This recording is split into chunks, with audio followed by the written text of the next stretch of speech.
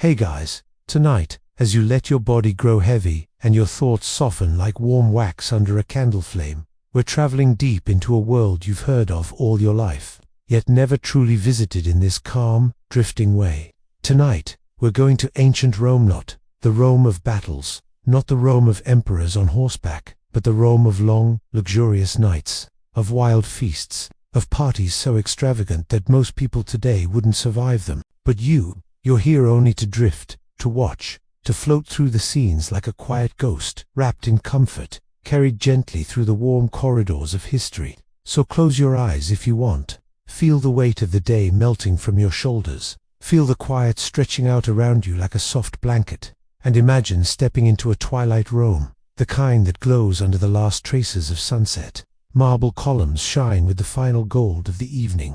The Tiber moved slowly, like it too is getting ready to sleep. And above it all, the great villas on the hills light their torches one by one, signaling that the night, the Roman night, is about to begin. You walk slowly through a stone archway, your footsteps echoing softly. There's a warm breeze, carrying the scent of olive trees and roasted herbs from kitchens you cannot see.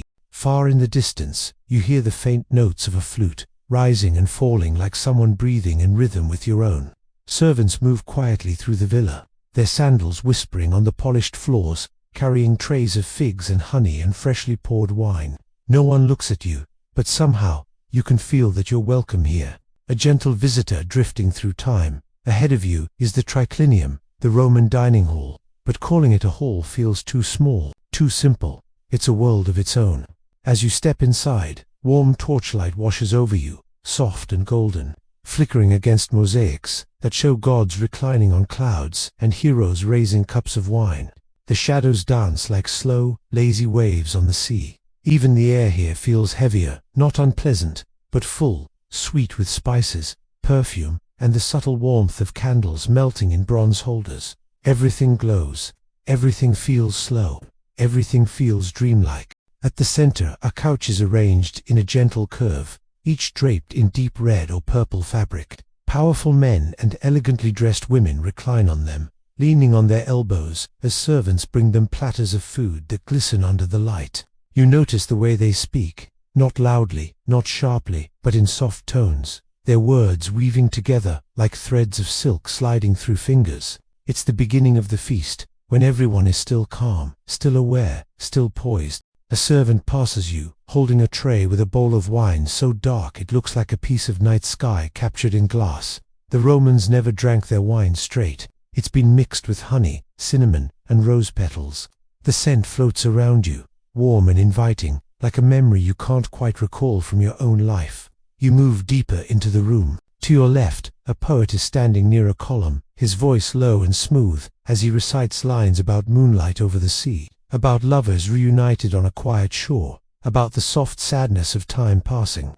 The guests listen without moving, their faces relaxed, their eyes half closed. For a moment, it feels like the entire room is breathing together, like one living creature humming softly in the dark. Then your eyes fall upon the table, not a simple table, but a massive display of excess, shimmering like a stage set for gods. There are roasted peacocks with feathers restored and dyed blue and gold, so they look alive again. There are figs split open and dripping with honey. There are tiny birds stuffed with herbs, bowls of olives, pyramids of grapes, cheeses brought from the countryside, fish glistening silver as if they were just pulled from the sea. Nothing here is simple. Everything is exaggerated, dramatic, almost unreal, like a dream you wander through, knowing none of it will last by morning. You feel yourself drawn toward the musicians now. They sit on a raised platform, 3 of them. A woman playing a lyre, her fingers plucking the strings in soft, flowing patterns. A young man with a flute, the sound weaving in and out of the lyre's notes like 2 rivers meeting. And another woman tapping a gentle rhythm on a small hand drum, her movements slow, relaxed. The music fills the room like warm water, surrounding you, carrying you. You breathe in, slowly, and the world grows softer. The feast hasn't even truly begun yet. The Romans believed that the beginning of a party should feel like slipping into a dream, like drifting into warm water, letting the body and mind loosen before the real indulgence began. And as you stand there listening to the musicians, watching the guests recline on velvet cushions, feeling the heat of the torches on your skin, You understand why they saw nights like this, as a kind of spiritual escape. As time passes you barely feel the atmosphere shifts. More wine is poured. More laughter rises. You hear a senator telling a story about a dinner he attended in Greece, where the host served fish caught from a river that flowed with silver. Everyone laughs softly. The wine moves through them like a warm tide. Then come the dancers.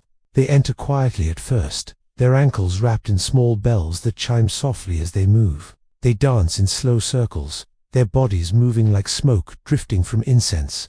Their shadows stretch long across the floor, rising and falling with the flickering flames.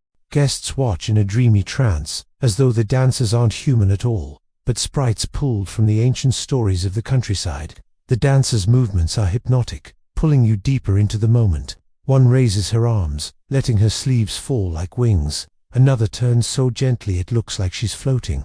You feel like you're floating too, your own body melting into the warm Roman night. Outside, the sky grows darker. A gust of wind blows through the open doorway, carrying the soft scent of jasmine from the gardens. The torches flicker. The music grows louder. Someone calls for stronger wine. Another demands a platter of oysters brought from the coast. The energy builds, rising like a wave. But you remain calm, drifting, watching as layers of sound stack gently over each other. The music, the laughter, the clinking of cups, the soft footfalls of servants. It's not overwhelming. It's warm, like being wrapped in a heavy blanket while rain taps softly on a window. Hours could be passing now. Minutes could be passing. You cannot tell. Time in Roman feasts wasn't measured the way we measure it today. It stretched, melted, looped like soft ribbon, and you feel yourself floating along with it, comfortable and unhurried. A storyteller now takes the center of the room. His voice is deeper, slower, rolling like distant thunder softened by distance. He begins telling a tale of an emperor who once ordered an entire lake drained just to host a floating banquet. The guests listen in fascination, their minds softened by wine. You feel the story settle over you, warm and heavy, guiding you deeper into this dreamlike world. And as you stand there, watching the torchlight shimmer against golden goblets, hearing the low hum of 100 soft conversations, you feel yourself slipping further, further, into the calm of the ancient night. And the calm before the madness is fading, gently, slowly, like the last soft breath before a deeper plunge. You can almost feel the shift in the air, not abrupt, not loud, but subtle, like a warm current rising beneath colder water. The guests begin to move more now, adjusting themselves on their couches, leaning closer to one another, their voices growing richer, fuller, colored by wine and the slow unraveling of the night. A servant passes by with a fresh tray of drinks, and for a moment his footsteps seem to echo louder than before. Another servant laughs softly as she helps a guest with a heavy cup. The music gains a touch of rhythm, the drum beating a little stronger, the flute drawing longer, shimmering notes that hum across the marble like a soft vibration.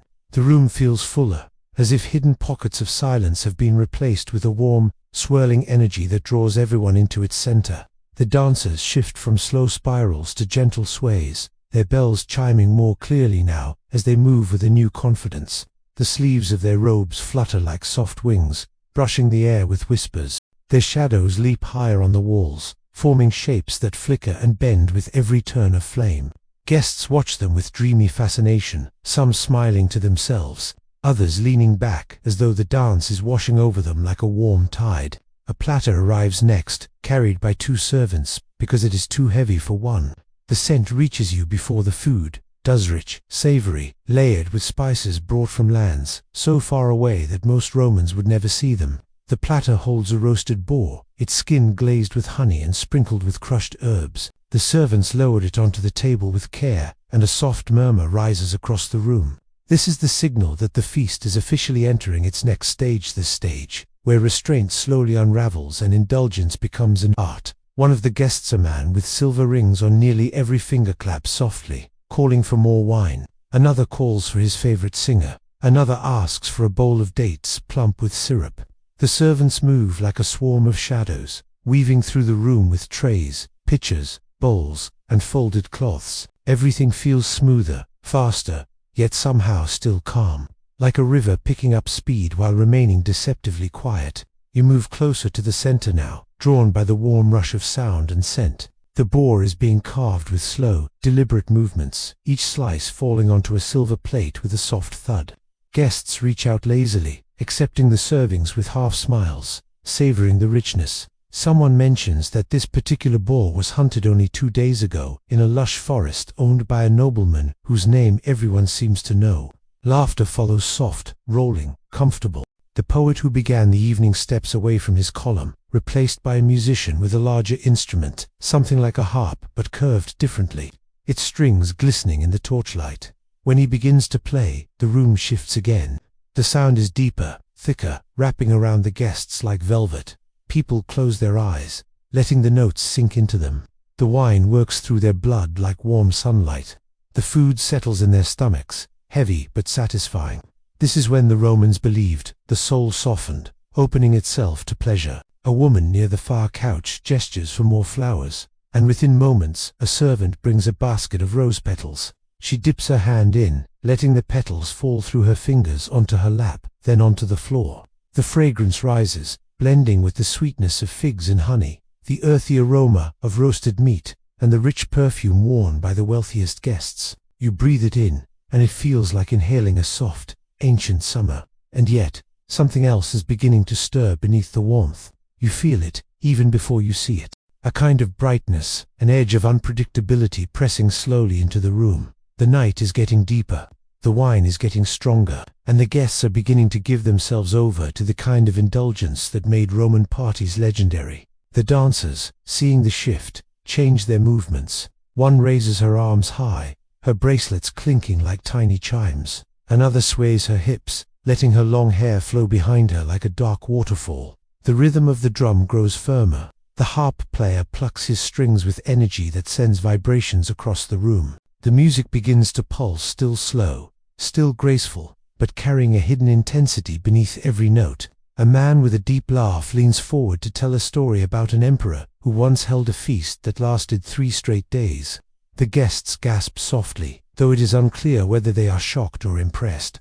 The man continues, painting pictures of tables that stretched through entire courtyards, fountains that flowed with wine, and dishes so extravagant that even the gods, had they existed among humans, would have been stunned. Every detail makes the crowd lean in, their eyes glittering in the torchlight. Somewhere else, a group of guests begin to bet on who can drink the most. They laugh as they raise their cups, tilting them back, the wine spilling just a little at the corners of their mouths. The servants watch them carefully, because games like these could lead to trouble, yet they continue to pour slowly, dutifully, knowing that this is the nature of Roman feasts: luxury, excess, indulgence, and the thin, wavering line between pleasure and danger. You feel yourself drifting through it all, untouched by the weight of the wine, unburdened by the heaviness of the feast. You are a soft presence, moving where you want, watching without being seen, safe within the dreamlike veil of time. You wander toward a tall window draped with sheer fabric that moves gently with the night breeze. Outside, the gardens glow with light from scattered lamps. The leaves of olive trees shimmer like silver coins. The fountains whisper softly, their water catching glimmers of moonlight. You linger there, breathing in the cool air, letting it balance the warmth of the hall behind you. It feels peaceful, even as the sound of the feast grows louder. The laughter is deeper now, the conversations faster. Someone has started playing a new game near the couches. A servant accidentally drops a small cup, and the soft clatter is followed by giggles rather than anger. The atmosphere is thick, rich, melting like wax under a flame. Soon, the entertainers shift once again. The dancers step back, replaced by jugglers who toss golden balls into the air with practiced ease. Their movements are smooth, mesmerizing. One juggler tosses a ball so high that for a moment it disappears into the shadows near the ceiling before tumbling back down into his hands, drawing a small gasp from the crowd. The torches seem to burn brighter now, feeding on the heat of the room, casting lively shapes across the marble. A noblewoman, flushed from wine, tilts her head back and calls for a dish she remembers from her childhood, something made with honey, milk, and herbs. Another guest calls for a seafood platter brought from the coast earlier that afternoon. The servants rush, carrying bowls and plates, every detail handled with care, for the Romans believed that to host a feast was to show the world your power, and the night continues to thicken. One musician begins to play a deeper, darker melody, slow, seductive, ancient. The others join him, weaving notes around his tune like vines curling around a tree. The sound rises and falls, drawing everyone further into the enchantment of the night. Guests sway rhythmically, some tapping their fingers lightly on their cups. Others rest against cushions, their breathing slow and heavy, eyes half-lidded. From where you stand, the entire room looks like a painting come to life, every movement slow, every sound softened, every person glowing beneath the torchlight. It is beauty and chaos gently merging into one. And just as you think the night cannot grow deeper, another wave begins to rise. The laughter grows louder, the games become bolder. Someone calls for a singer known throughout Rome, a man with a voice so clear he could silence a crowd with a single note. He steps forward, his posture straight, his face calm. When he begins to sing, the room falls into an almost reverent hush. His voice is rich, warm, smooth, like flowing honey, and it vibrates through the hall like a living thing. Guests close their eyes, some clutch their cups, some simply breathe it in. The wine, the music, the warmth, the stories, the laughter, it all swirls together now, creating a dreamlike haze that blankets the room. You feel it wrapping around you, pulling you deeper into the ancient world, into the soft pulse of a Roman night that has no hurry, no boundaries, only the slow, rolling waves of indulgence. But as the singer finishes and the applause rises, you sense the energy shifting again, growing heavier, richer, wilder. The madness is coming.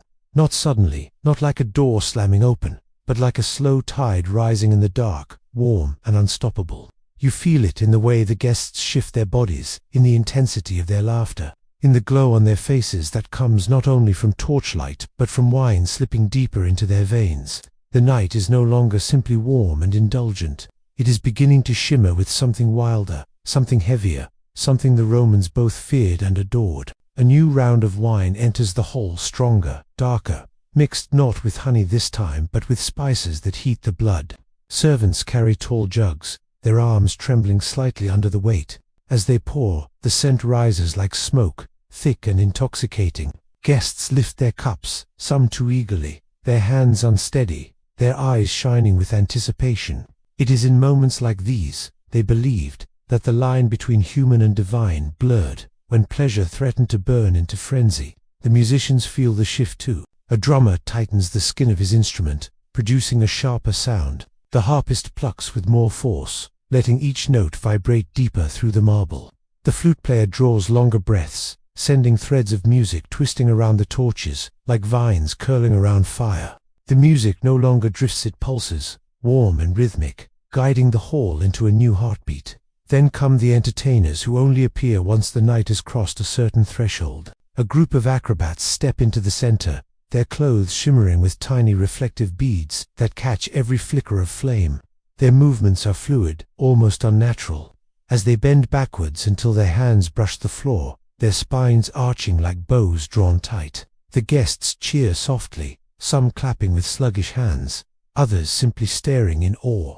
The acrobats begin stacking themselves, one climbing onto the shoulders of another, then another, forming a living tower that sways dangerously but never falls. A gasp ripples through the room as the topmost acrobat leans forward, balancing on one arm before flipping gracefully back to the ground. Wine sloshes, someone laughs too loudly, a cushion falls from a couch, and still, the feast continues to build. Now, servants bring out dishes that only appear in the wildest parts of the night. Silver trays with delicacies that seem almost unreal. Flaming platters of spiced dormice, their aroma sweet and rich. Bowls of rare black olives, soaked in herbs brought from the farthest provinces. A dish rumored to have been favored by emperor's tiny birds, stuffed with fruit, roasted whole until their skin crackles like thin parchment. Romans did not indulge quietly. They indulged loudly, boldly, theatrically, and the guests here are no different. A nobleman with flushed cheeks demands a dish from the eastern provinces, something filled with saffron and cinnamon. A servant nods and rushes away. Another guest insists on hearing a story about the emperor's most outrageous feast. Soon, a storyteller steps forward again, this time with a grin that suggests the tale he is about to tell is far less innocent than the last. The room quiets, slightly, not fully, not deeply, but enough that the storyteller's voice can rise above the soft storm of indulgence. He speaks of an emperor who once hosted a banquet that lasted so long the torches had to be replaced 6 times. A feast where guests were served flamingo tongues, ostrich brains, and dishes shaped like mystical creatures. He describes how the emperor insisted that performers act out entire mythological tales between courses, how the guests were showered in rose petals until some nearly suffocated, trapped beneath the weight of scented flowers. The guests in the hall laugh at the absurdity, though some laugh a little too hard, swaying slightly as they reach for more wine. Their faces glow red with heat, their movements grow slower yet heavier. You can sense the edge, the point where pleasure begins to melt into something reckless. The dancers return, but now their movements have changed entirely. Gone are the soft spirals and graceful sways. Now they move with fire in their limbs, twisting sharply, stepping quickly, their bells ringing in rapid rhythms. Their robes swirl around them, catching the light, turning them into flames flickering across the floor. A guest cheers, another claps off beat, and someone else calls for more dancers, more music, more of everything. The musicians answer. The beat grows faster. The flute cries out in high, piercing notes that thread through the air like silver needles. The harp becomes louder, the strings trembling beneath the player's fingers. The drumbeat grows thick, steady, driving the room forward. The feast has reached the point of no return. Wine spills over the edges of cups now, running down fingers, soaking into fabric. A servant hurriedly wipes the floor, while another rushes to replace fallen cushions. The guests speak louder, some interrupting each other, some telling stories they barely remember the details of. Someone tries to stand, but collapses back onto the couch with a laugh. Another guest waves his arms dramatically as he argues about something no one else seems to understand. Yet even in this growing chaos, you feel no fear. You float through it all like smoke drifting above burning incense, untouched by the heat, untouched by the frenzy. You move past a couch where 2 guests lean so close their foreheads nearly touch as they whisper secrets they will not remember by morning. You pass a group of diners trying bizarre foods with exaggerated bravery. Someone bites into a jelly-like dish and recoils, only to laugh loudly moments later.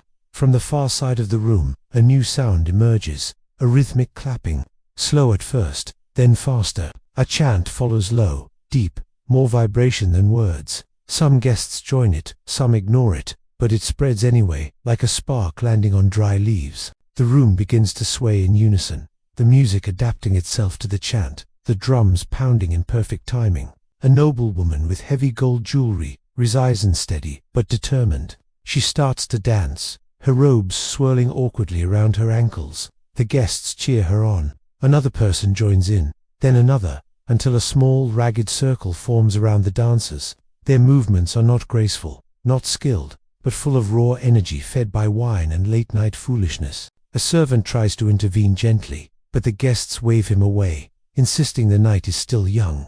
The torches burn hotter, the smoke swirls thicker. The marble floor reflects the light in strange patterns. Everything feels like a dream slipping into fever, warm and wild. The juggler returns, but this time he juggles knives instead of golden balls. The crowd roars with drunken excitement as he tosses them higher and higher, their blades flashing dangerously overhead. A man raises his cup and shouts for him to go even higher. The juggler obliges, though his eyes reveal the strain hands moving quickly, body tense, concentration sharp. It is a beautiful and terrifying thing to watch, the kind of spectacle Romans adored. A loud crash echoes from somewhere near the back of the room. A plate has fallen, scattering fruit across the floor. Instead of silence, laughter erupts. A guest slips, trying to pick up a fig, landing on the couch with exaggerated grace. Someone applauds him mockingly. Someone else throws a grape in his direction. The chaos is playful, chaotic, dreamlike. Yet beneath the noise, beneath the wildness, there is still a warmth and ancient, intoxicating glow that wraps around you like a thick blanket. Even the madness feels soft here, cushioned by centuries of distance, by the unreal haze of dream travel. You feel safe, invisible, drifting deeper into the night. Near the window again, the air feels cooler. Moonlight filters in gently, painting silver lines across the floor. You step closer, letting the night breeze touch your skin. Behind you, the feast rages on music, clashing with laughter. Dancers' bells ringing sharply, wine pouring endlessly, stories being shouted rather than told. But the night is not done yet. Roman feasts did not end with laughter alone.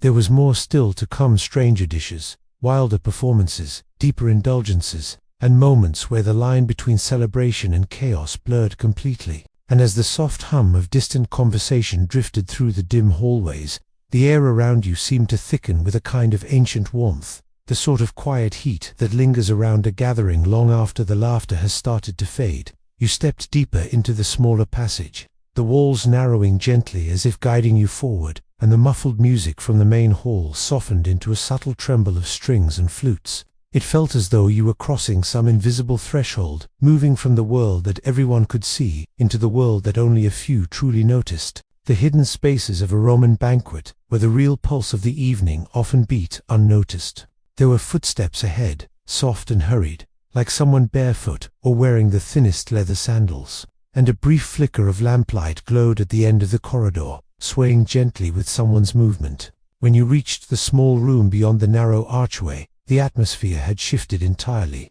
It felt quieter, slower, almost suspended. A pair of young servants were laying out a series of small silver dishes on a low table, each one holding strange delicacies the guests in the main hall hadn't even seen yet. Dried figs soaked in honeyed wine, tiny roasted birds wrapped carefully in herbs, olives so dark they looked like polished riverstones. One of the servants barely noticed you, too focused on arranging every detail perfectly, but the other lifted his eyes with a timid half-smile, as if silently acknowledging that you had entered a place meant only for those who wandered deeper into the folds of the evening. The light from the oil lamp shimmered over the dishes, making the honey glisten like trapped sunlight. You moved slowly through the room, and every step felt like the soft swaying of a dream, the kind where your feet know the way, even if your mind drifts in gentle circles. From the far side of the room came a faint whisper, not urgent but intimate, like two people speaking in confidence, the kind of low murmuring that carried more meaning in tone than in words. You didn't try to listen too closely. The night had its own rhythm, and some conversations were meant to simply drift past like small, quiet waves. A curtain had been drawn halfway across a doorway, and you could just make out the shifting shadow of someone speaking behind it. The trailing fabric moved with the air, brushing the floor softly. Beyond that curtain was another chamber, one of the smaller alcoves of the villa reserved for guests who wanted a moment away from the lively crowds. As you passed through the curtain, your eyes adjusted to a darker, deeper shade of lamplight. A musician sat in the corner with a stringed instrument resting lightly against his lap, plucking out a slow, wandering melody that felt like it was drifting up from somewhere far beneath the surface of the night. The notes were soft and absent-minded, as though he were playing not for an audience but simply because the silence had asked to be colored with something gentle. Two Roman senators reclined nearby on low couches, their gestures lazy and fluid, their voices softened by wine and the comfort of distance from the main feast. Every now and then their words drifted close enough for you to catch fragments, mentions of trade ships, whispers of alliances, the name of an ambitious young general, but none of it came together clearly, like puzzle pieces placed purposefully out of reach. Such half-heard fragments were common at Roman gatherings. Dinners were not only for entertainment, but for shaping futures quietly in the dim corners where candles burned low. The musician shifted into a slightly deeper tune, slow enough to feel like a long exhale. You crossed the room, letting the sound lead you, each note stretching time a little further, until you could almost feel the night settling, like a soft blanket across your shoulders. A tray of warm spiced wine rested on a small stand, and as a servant lifted a cup to offer it to you, the aroma rose in a sleepy curl: cinnamon, peppercorn, something floral beneath it, maybe crushed violets. The warmth filled your fingers as you held the cup, and for a moment the world seemed to settle around you in a still, lulling hush. Beyond this quiet alcove was a narrower passage leading deeper into the private quarters of the villa. One of the senators lifted his hand loosely, gesturing toward it as he murmured something about rare entertainment reserved for the most respected guests. His voice wavered with drunken ease, and the musician's melody dipped gently beneath the words, as though giving him space to send his thoughts drifting into the air. When you stepped into that smaller passage, the floor felt cooler, the stones polished from years of use, but warmed slightly by the lanterns lining the walls.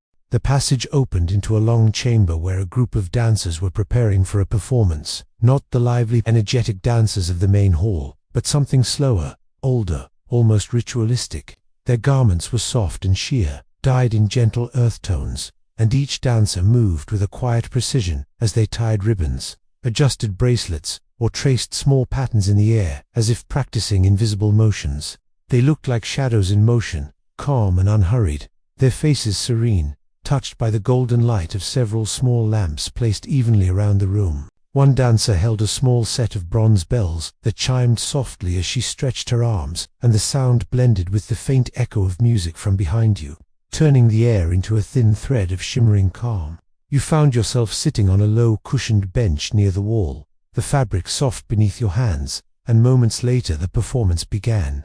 The dancers moved with long, slow steps, their arms weaving through the air in fluid motions that reminded you of smoke rising from a candle or the gentle drifting of curtains in a warm breeze. Every gesture felt deliberate but weightless, as though the dancers were trying not to disturb the stillness wrapping itself around the chamber.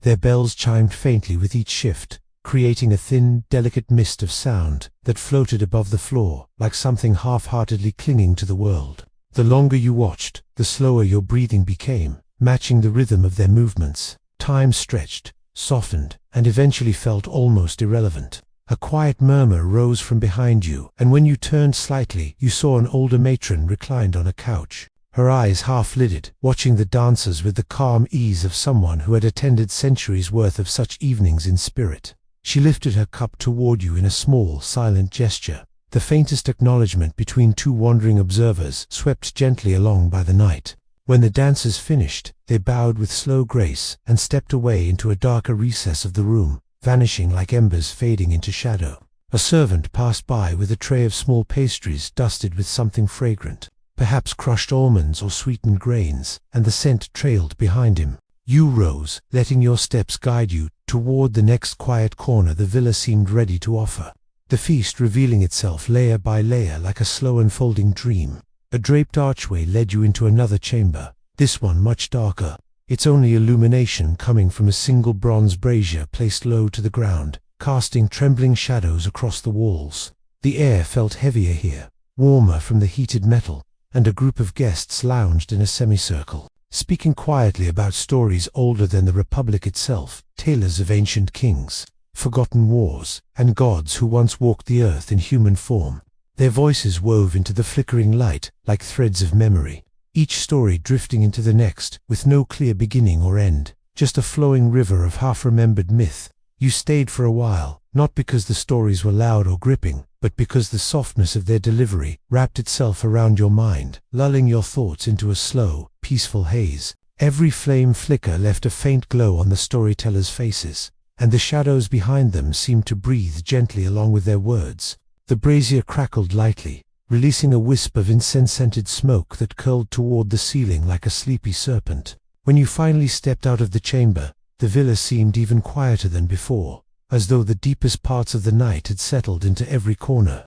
You wandered softly down a colonnade that opened briefly to the night air, the cool breeze brushing your skin and carrying the distant echo of laughter from the main hall. The sky above was heavy and dark, scattered with stars barely visible through the lingering smoke from the feast torches.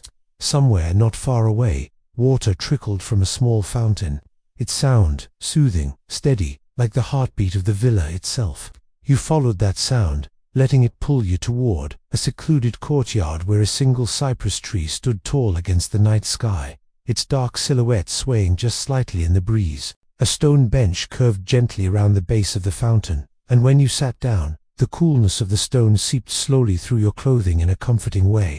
The water danced softly over the carved edges of the fountain bowl, catching the moonlight and scattering it into tiny, trembling reflections that looked like silver sparks drifting with the ripples. From here, you could still hear faint hints of the feast, the occasional burst of laughter, a distant clinking of cups, the muffled echo of a musician's wandering notes, but they were softened by the distance, turned into a distant lullaby that blended with the night breeze and the steady trickle of water. It was the kind of quiet that allowed your mind to drift gently, the way it does when you're halfway to sleep, floating between thoughts and dreams without needing to hold on to any of them too tightly. You stayed there for a long moment, letting the calm settle deeper, letting the night wrap itself around you like a warm cloak. and as you rose again and stepped back toward the deeper chambers, the villa seemed ready to reveal yet another hidden corner of its long, ancient night, as though the villa itself had been waiting for your footsteps to return. The quiet corridor welcomed you back with its soft lamplight and hushed echoes.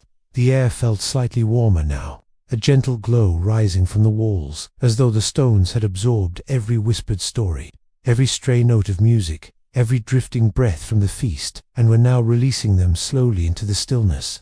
You walked with unhurried steps, and the faint brush of your sandals against the smooth floor carried forward like a soft murmur, barely disturbing the tranquility that settled over each hallway like a silken veil. Ahead, the light thickened near a doorway, and as you approached, you could hear a low, rhythmic chant, soft, almost monotone, but steady enough to draw your attention. When you stepped closer, the source revealed itself, a semicircle of guests sitting on cushions around a tall bronze candelabrum, its twisted design casting spirals of shadow across their faces. An older man, perhaps a scholar or philosopher, was reciting a passage from memory, his voice slow and measured, as though each word had to be lifted carefully from somewhere deep inside the past. The listeners leaned toward him, eyes half closed, letting the chant wash over them like a warm tide. You paused at the doorway, not wishing to intrude, but the scholar's gaze flickered toward you for a moment, soft and welcoming, as if acknowledging that every wandering soul was permitted to drift through this part of the evening. His chant continued something about the ancient kings of Alba Longa, the lineage that predated Rome, the fragile thread of myth that tied the city's earliest breath, 2 stories whispered beneath the stars long before any marble villa had stood upon these hills. His voice rose and fell in gentle swells, and you felt your thoughts drift with them, loose and unanchored, like petals floating on still water. When the chant faded into silence, the listeners did not applaud. They simply breathed out softly in unison, as though releasing a shared dream, and you slipped away as quietly as you had arrived. The villa's passageways stretched ahead, like the folds of a deep, serene labyrinth, each turn offering a new hush, a new softness. A servant passed by with a tray of steaming towels scented faintly with rosemary, nodding politely as he moved toward the main hall, and the gentle warmth of the fragrance lingered behind him like a sleepy sigh. You found yourself drifting toward a larger doorway framed by 2 tall columns carved with scenes from old myth-winged figures, swirling waves, and horses that seemed to leap from the stone itself. Inside, the room glowed with the golden shimmer of firelight, and several guests reclined on couches, arranged in a loose circle around a low hearth. The fire crackled gently, its light flickering over their faces, softening features and casting the kind of shadows that made everyone seem a little more ancient, as though the fire was revealing the centuries behind each expression. A young woman sat near the hearth, plucking idly at a lyre, her fingers moving in a relaxed, unhurried pattern. The notes were soft and wandering, drifting like dust in the sunlight, and her voice, when it joined the melody, merged with the fire's crackle so effortlessly that you could barely tell where one sound ended and the other began. She was singing of old voyages across the Mediterranean, of sailors who followed the stars and fell asleep to the rhythm of the waves, of islands where the air smelled of figs and warm winds wrapped around weary travelers like blankets. The room felt warm in a different way from the others, not heated by the fire alone, but by a sense of shared stillness, the kind of gentle togetherness that comes only when people have eaten, talked, and begun to surrender themselves to the softness of the night. You stayed by the doorway, letting the warmth reach you without stepping fully inside, and for a moment you imagined the world outside the distant roar of the sea, the sleeping city of Rome beyond the villa walls, the quiet winding of streets lined with shuttered shops and sleeping animals, the watchman's slow footsteps echoing far below. As you moved on, a soft breeze drifted down one of the corridors, carrying the faint scent of crushed pine and cooled stone. You followed it instinctively, feeling the temperature shift little by little until the corridor broadened into a spacious atrium open to the night sky. The roof above had been partially retracted, leaving a wide square of dark heavens visible overhead, the stars shimmering faintly like grains of silver scattered across velvet. A narrow channel of water passed through the center of the atrium, shallow and clear, reflecting the starlight in trembling ripples as it flowed gently toward a small marble basin. A few guests reclined near the water, dipping their fingers lightly into the stream or letting their cups rest beside them. Their voices were soft, no louder than the trickle of water, speaking not of politics or war or business, but of small, drifting thoughts, how the moonlight looked on the garden wall, how the breeze felt like the breath of some forgotten deity, how the night seemed longer and more generous during a feast than at any other time. Their words floated around the atrium like calm smoke, dissolving harmlessly into the cool air. You lowered yourself onto the edge of the basin, feeling the smoothness of the marble beneath your palms. The water was cold and clear, and when you trailed your fingers across its surface, the ripples moved outward like tiny rings of glass, catching the faint glow of the nearest lantern. The sky above seemed impossibly wide, and for a moment it felt as though all of Rome had fallen asleep, except for this one villa and its gentle, drifting thoughts. The sound of your own breathing blended with the quiet flow of water, becoming part of the night's tapestry. Eventually you rose again, letting the air guide you along another passage that curved softly to the right. This one felt more secluded, its walls bare, lit by only a few lamps flickering quietly in narrow alcoves. At the end of the corridor, soft laughter trickled through the air, and when you stepped into the chamber beyond, you saw a group of younger guests gathered around a low round table. They were playing a gentle game of dice, but rather than shouting or cheering, they played with sleepy amusement, teasing each other softly, letting the pieces roll at their own unhurried pace. A woman with curls pinned in loose coils lifted her cup toward you and offered a smile that carried the ease of someone wrapped in wine and comfort. One of the men rolled the dice, and they tumbled across the table with a muted clatter, landing askew. Groans and quiet chuckles followed, all of it soft enough to blend seamlessly into the night's calm, and the players returned to their slow turns, enjoying the gentle back and forth of the moment rather than the outcome. You drifted past them, slipping once more into another hallway that seemed to glow with the faintest reddish tint, lit by torches rather than oil lamps. The warmth increased slightly, and you realized you were approaching one of the villa's inner kitchens, where a handful of cooks worked late into the night, preparing the final round of delicacies for the most honored guests. The scent of warm bread, roasting nuts, and sweet wine filled the air, wrapping around you like a soft embrace.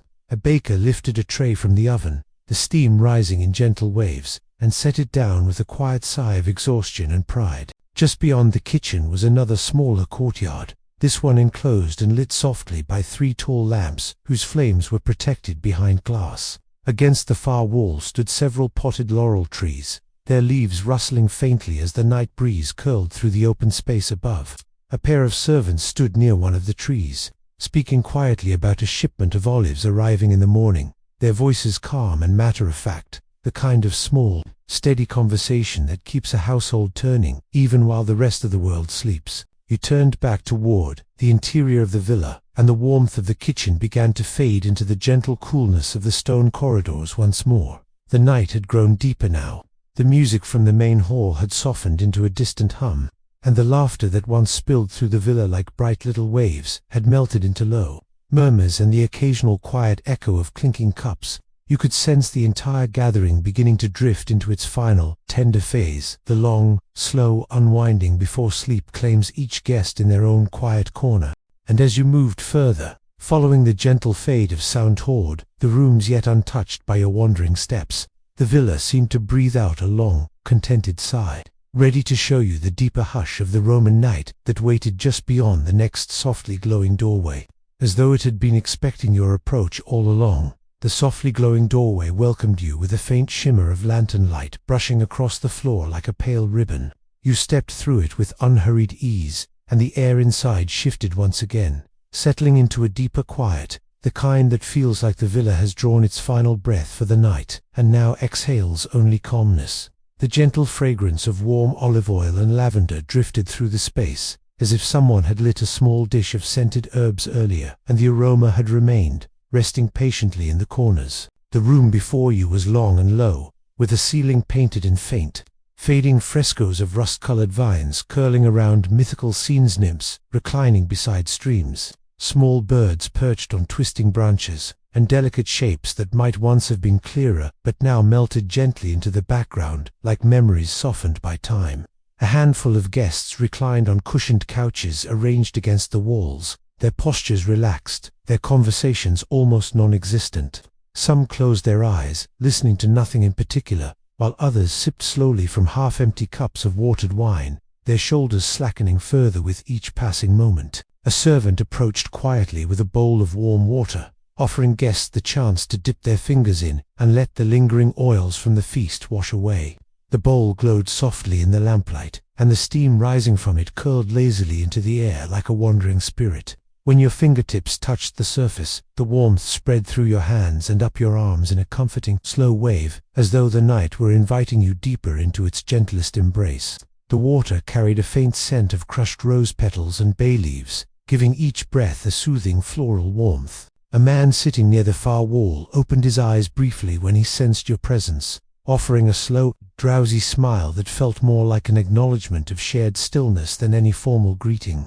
His hair had loosened from whatever style it was earlier, falling softly over his shoulders, and his voice when he spoke seemed to drift like smoke. He said something about how nights like these were rare, how the villa's quietest corners felt almost like sanctuaries, untouched by the noise of the world outside. His words didn't ask for an answer, and you let them float away, settling into the room's calm atmosphere. From a narrow archway on the right, a faint light flickered, different from the steady glow of the oil lamps. Curious, you followed the glow, stepping into a short hallway where the walls seemed to darken into deep shades of terracotta and brown. The air felt a little cooler, and the floor beneath your feet gave off the faintest creak-old wood, perhaps laid down long before marble became the common flooring of such villas. At the hallway's end, a small room opened around you, lit by a single lantern hanging from a bronze hook on the far wall.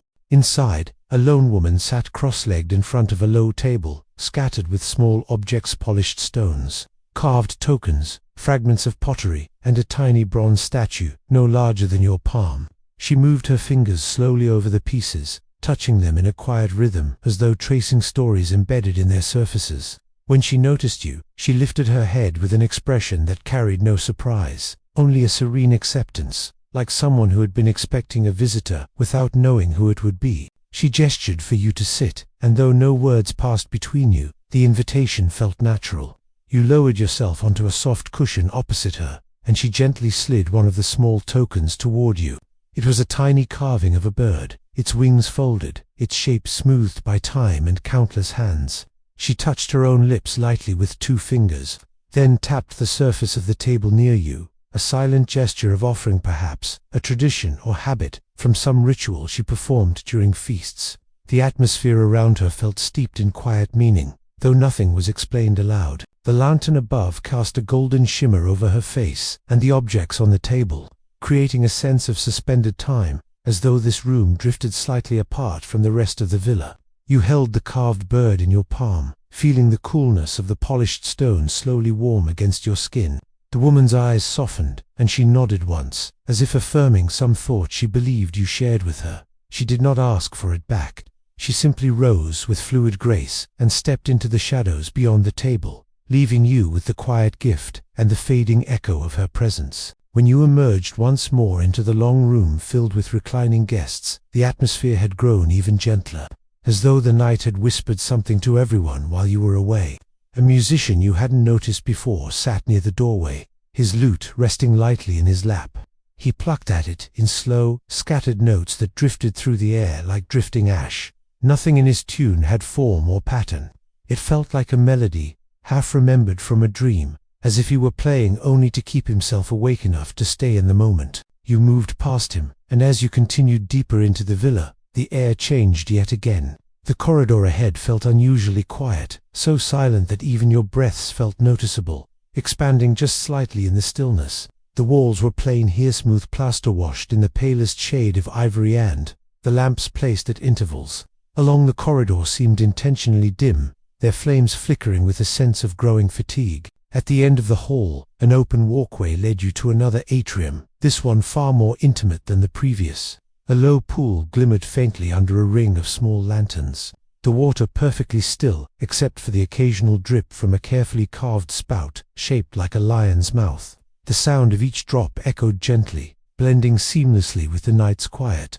A trio of guests sat near the pool, speaking almost in whispers about the constellations above Rome, their voices carrying the soft reverence of people contemplating the sky after a long night. You tilted your head upward, and from this angle, the heavens seemed a little clearer. A few bright stars cut sharply through the darkness, shimmering with delicate steadiness as the night deepened.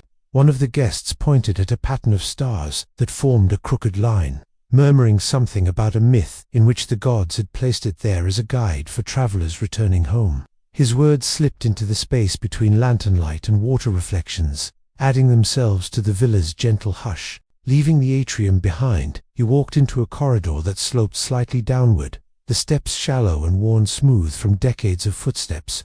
The deeper you descended, the cooler the air became, a slow shift that brushed against your skin like the gentle approach of dawn, even though the night was still young.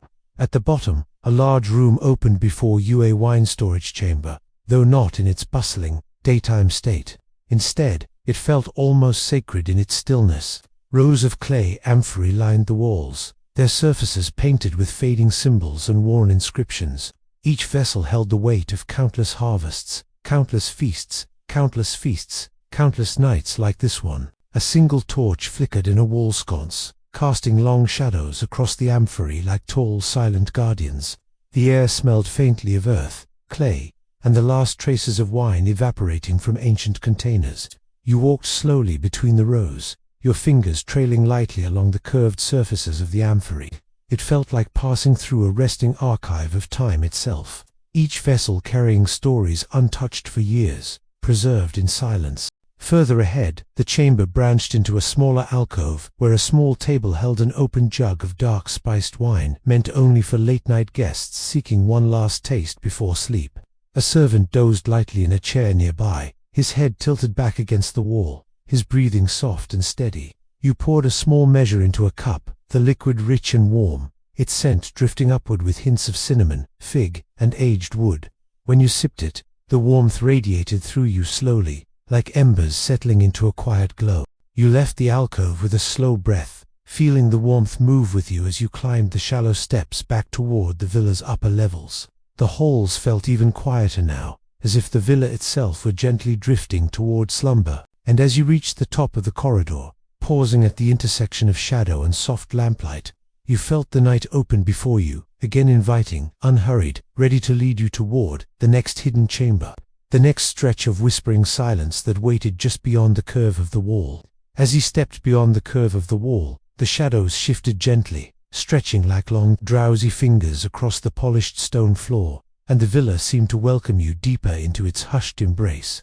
The lamplight flickered with a soft golden tremble, as though the flames themselves were beginning to tire, settling lower into their wicks as the night grew heavier and sweeter around them. Your footsteps were slow and unhurried, blending into the rhythm of distant murmurs and the faint scrape of sandals somewhere far behind you. The corridor widened subtly, opening into a small gallery where delicate tapestries hung along the walls. Their woven threads shimmered faintly, depicting ancient scenes, heroes crowned with laurel, goddesses reclining on drifting clouds, nimble horses racing along the edges of old myths. The cloth moved, just slightly with the soft current of air, creating the gentle illusion that the figures were stirring, breathing softly within their woven worlds. You paused for a long moment, watching the faint sway of a tapestry showing a ship on rolling waves, its sails billowing in muted gold. The movement was so slow, so dreamlike, that it felt like watching a memory rather than a picture. As you drifted onward, the gallery narrowed into another passage, one lit more sparsely, as though this part of the villa had grown more private with each step.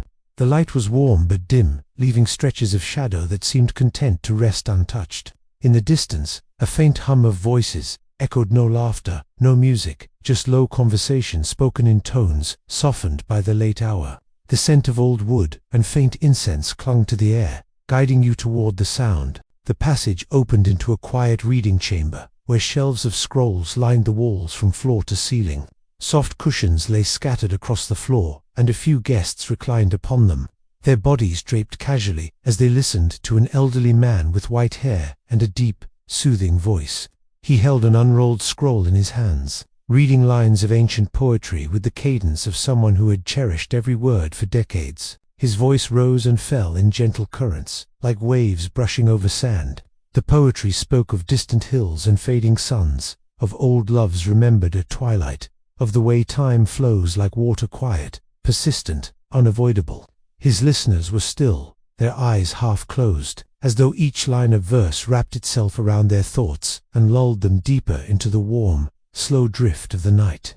You watched from the doorway, letting the words wash over you like soft rain. When the old man paused to breathe, he glanced your way, his expression warm and welcoming, as though every wandering soul belonged in this chamber of calm stories. He nodded once in acknowledgement, a gesture that carried the weight of serene understanding rather than invitation.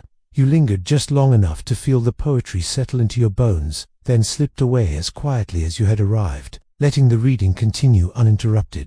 The next corridor curled gently, leading you toward a long pergola-like room where columns lined both sides and the open night air drifted through tall arches. Vines climbed the outer columns, their leaves rustling softly in the breeze, carrying with them the faint scent of night-blooming flowers. The moonlight filtered through the foliage, casting delicate lace-like shadows across the floor that shifted and shimmered as you walked. A pair of torches flickered at the far end, their flames dancing lazily in the wind, illuminating the figures of two guards leaning casually against the wall. But these guards were nothing like the stern sentries outside the villa. Their posture was relaxed, their faces softened with the drowsiness of the hour.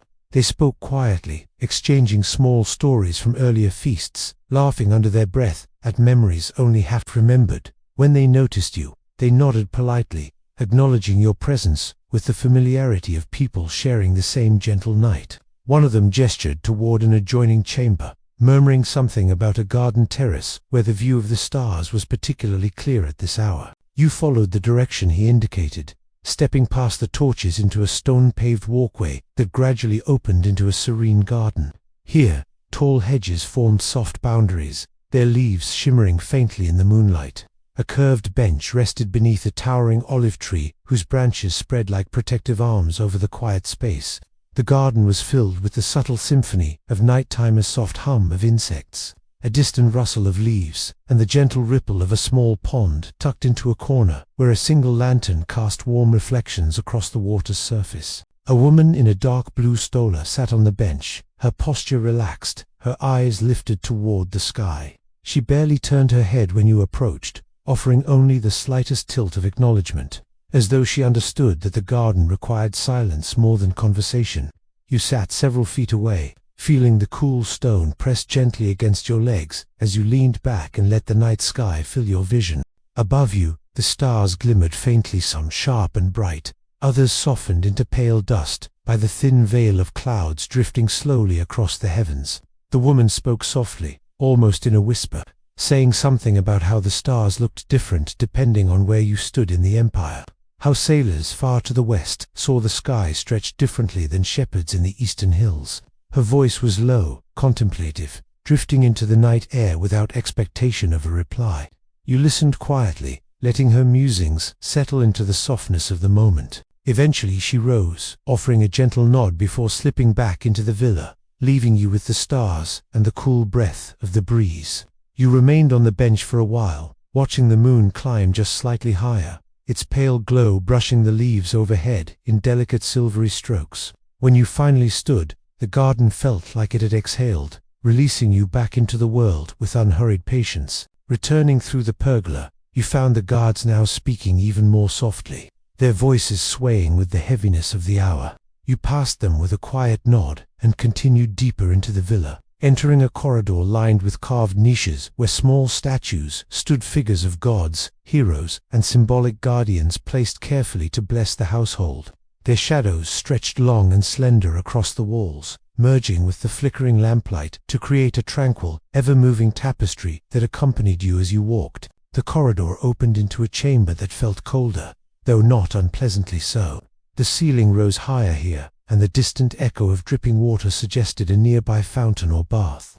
The air smelled faintly of wet stone and clean clay, a contrast to the warm scents of wine and incense that filled the rest of the villa. As you stepped further inside, the sound of water grew clearer, slow, steady drip that echoed rhythmically, like a heartbeat deep within the stone. The chamber connected to a small private bath, unused at this hour but still warm from earlier guests.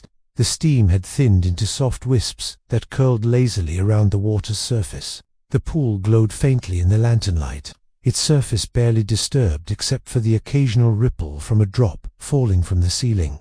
Cushions and towels lay folded neatly on a stone bench, and the lingering scent of scented oils, lavender, thyme, and a hint of crushed mint rested lightly in the air. You didn't step into the water. Instead, you sat on the bench and let the rising warmth drift toward you, brushing your skin with a feeling almost like drowsy comfort. The quiet here was profound, almost sacred, broken only by the slow, rhythmic drip of water. It felt like a sanctuary within a sanctuary, a place for weary minds rather than bodies.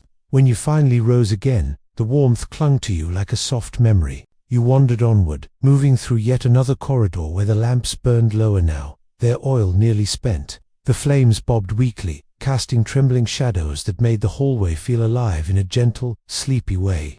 A servant passed by carrying a lantern and an empty tray, offering you a small smile that conveyed the shared understanding of those who remain awake, while the rest of the world prepares to sleep. The next room you entered was dim, lit only by the fading glow of embers in a wide brazier.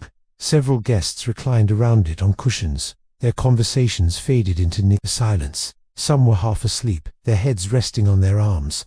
Others sipped the last drops of wine with slow, deliberate movements. A dog lay curled near the brazier, its breathing soft and steady, adding to the warmth of the room. The embers pulsed, gently glowing, fading, glowing again like the slow heartbeat of the night itself. You sat near the edge of the circle, feeling the warmth reach your hands and face in delicate waves. One of the guests stirred slightly, murmuring something about how the night would soon give way to dawn. Though by the heaviness in the air, dawn still felt far away, resting behind hours of lingering calm, as though every corridor and chamber had begun to surrender to the soft pull of coming sleep. And you rose gently from your place near the brazier, letting the warmth slip from your skin like a fading memory, while the room behind you drifted deeper into its drowsy hush. The doorway welcomed you back into the dim corridor where the lamps were now burning so low that their flames seemed almost translucent, delicate as drifting fireflies trapped inside thin glass. The air felt cooler here, touched by a faint draft that whispered along the stone walls, and carried with it the scent of distant night air creeping through unseen cracks. You walked slowly, your footsteps softened by the deep stillness settling over the villa like a velvet blanket. Ahead, the corridor curved gently downward, leading you into a wider hall where the torches flickered in languid swirls, their embers drifting upward in small curls before dissolving into the shadows above. The hall itself felt older than the rest of the villa, its walls thicker, its stones darker, as though this part had been built long before the grander, newer rooms you had wandered through earlier in the night. A few guests lingered here, but they seemed almost like silhouettes, reclining against cushions placed along the wall, their movements slow and dreamlike. One man sat with his back to the column, a half-empty cup of watered wine resting loosely in his fingers, his eyes unfocused as though wandering through some private vision of the past. A woman lay beside him, her hair unbound and flowing over her shoulder like a dark river. Her lips curved faintly into a smile shaped by a memory she hadn't fully shared with the world. Their presence added to the heaviness of the hour, a quiet understanding that this was the time of night when thoughts grew soft and unguarded. You continued down the hall, the stone floor cool beneath your feet as the quiet deepened. Then, a soft sound reached your ears, the gentle plucking of strings, delicate and faint, drifting from a side chamber just beyond the next archway. The melody moved like a whisper, slow and steady, each note unfolding with peaceful intention, as though even the musician had begun to succumb to the slow sway of the late hour. When you stepped closer, you found a small room lit by a single oil lamp placed on a low table. A young woman sat cross-legged beside it, her fingers dancing lightly across the strings of a lyre. Her eyes were half closed, and her posture relaxed, as though she played not for an audience, but for the gentle company of the shadows and the quiet flame. A few guests sat nearby, leaning against cushions, breathing in rhythm with the drifting melody. No one spoke. The room felt like a cocoon of warm sound, a place suspended between waking and dreaming. You leaned quietly against the doorway, allowing the music to seep into you, each note settling like a feather on the surface of your thoughts. The melody shifted slowly, curling in soft spirals, rising just slightly before falling into a comforting lull. It felt ancient, familiar, not a song meant to excite or entertain, but one designed to wrap itself around the soul like a soft blanket. You could have stayed there for hours, letting the gentle plucking guide your thoughts deeper into the serenity of the night. But eventually, the musician's hands slowed, her fingers brushing softly across the strings one last time as the final note faded into the stillness like a warm breath. She exhaled, her shoulders dropping in quiet relief, and the guests around her stirred slightly, as though waking from a soft, dreamless nap.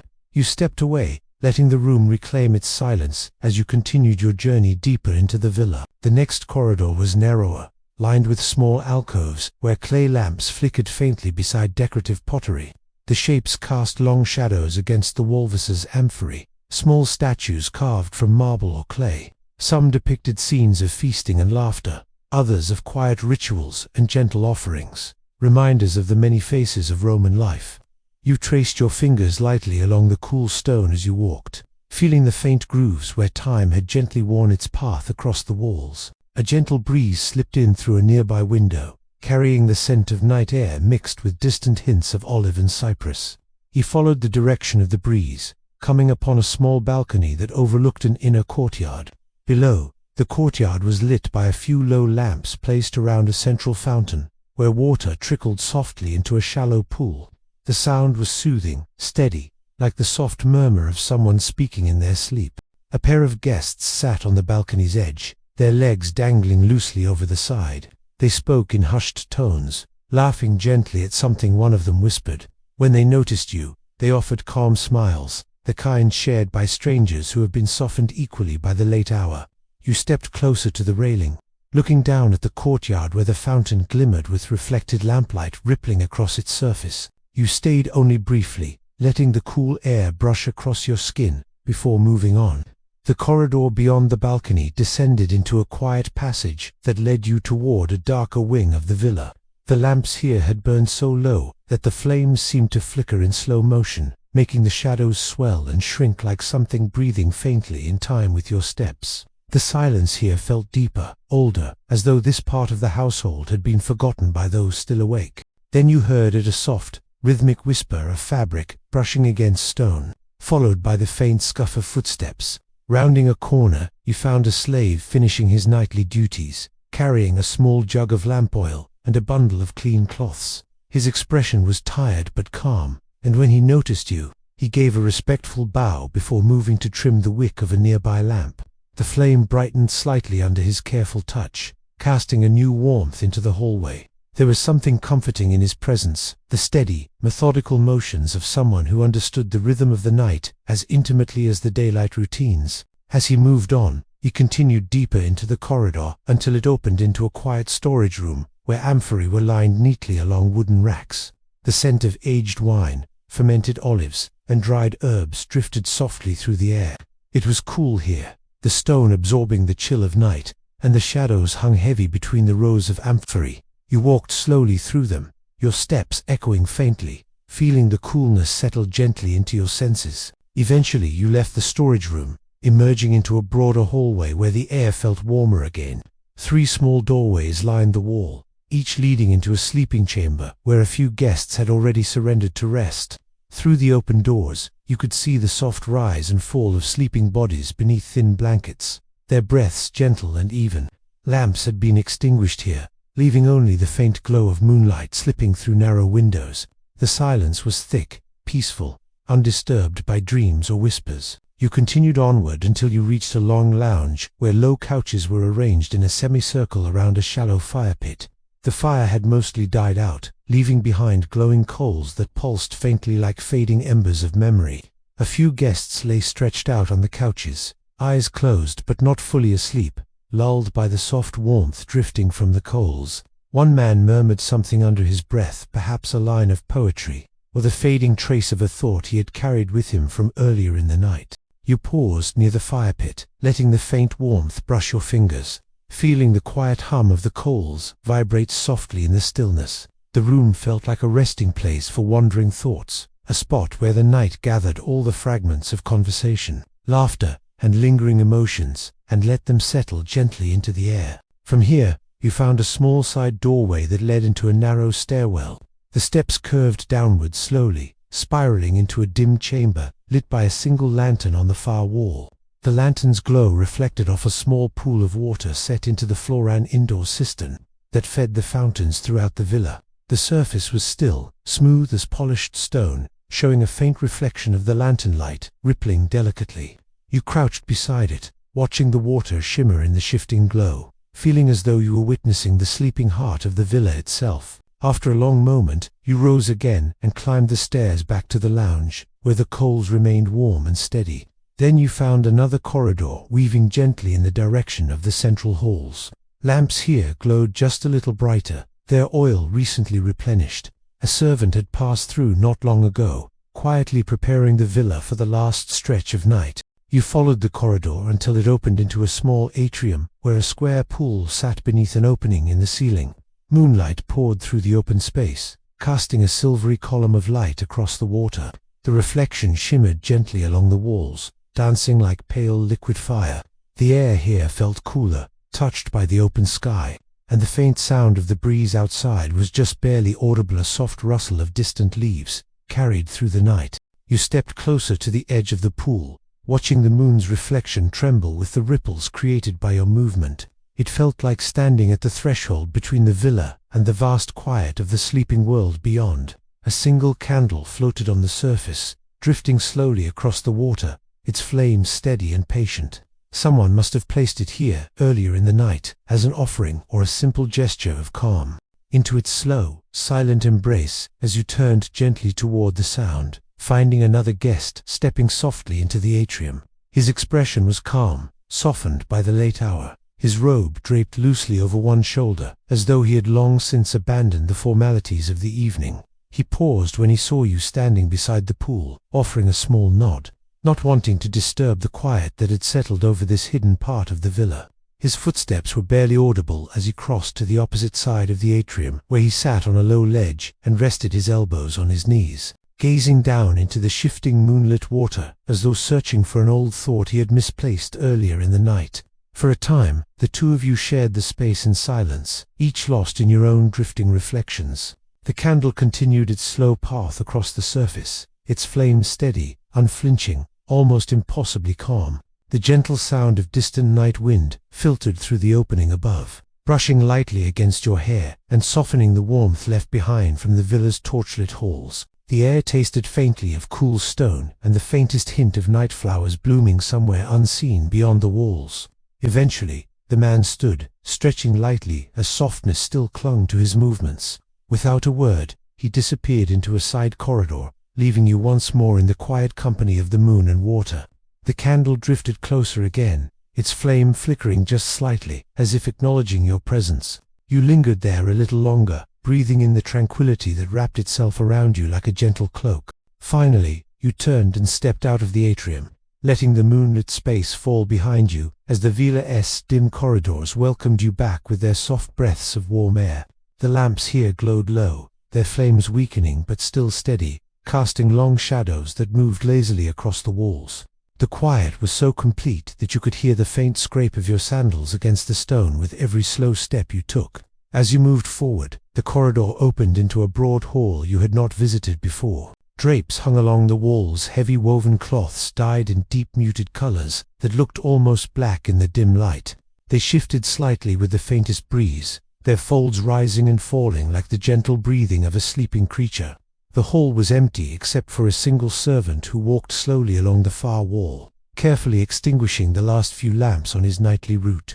When he noticed you approaching, he paused, offered a small, courteous nod, and continued with his work, leaving a trail of soft darkness behind him. You walked past him as he snuffed out another flame, the sudden absence of light bringing a deeper hush to the hall.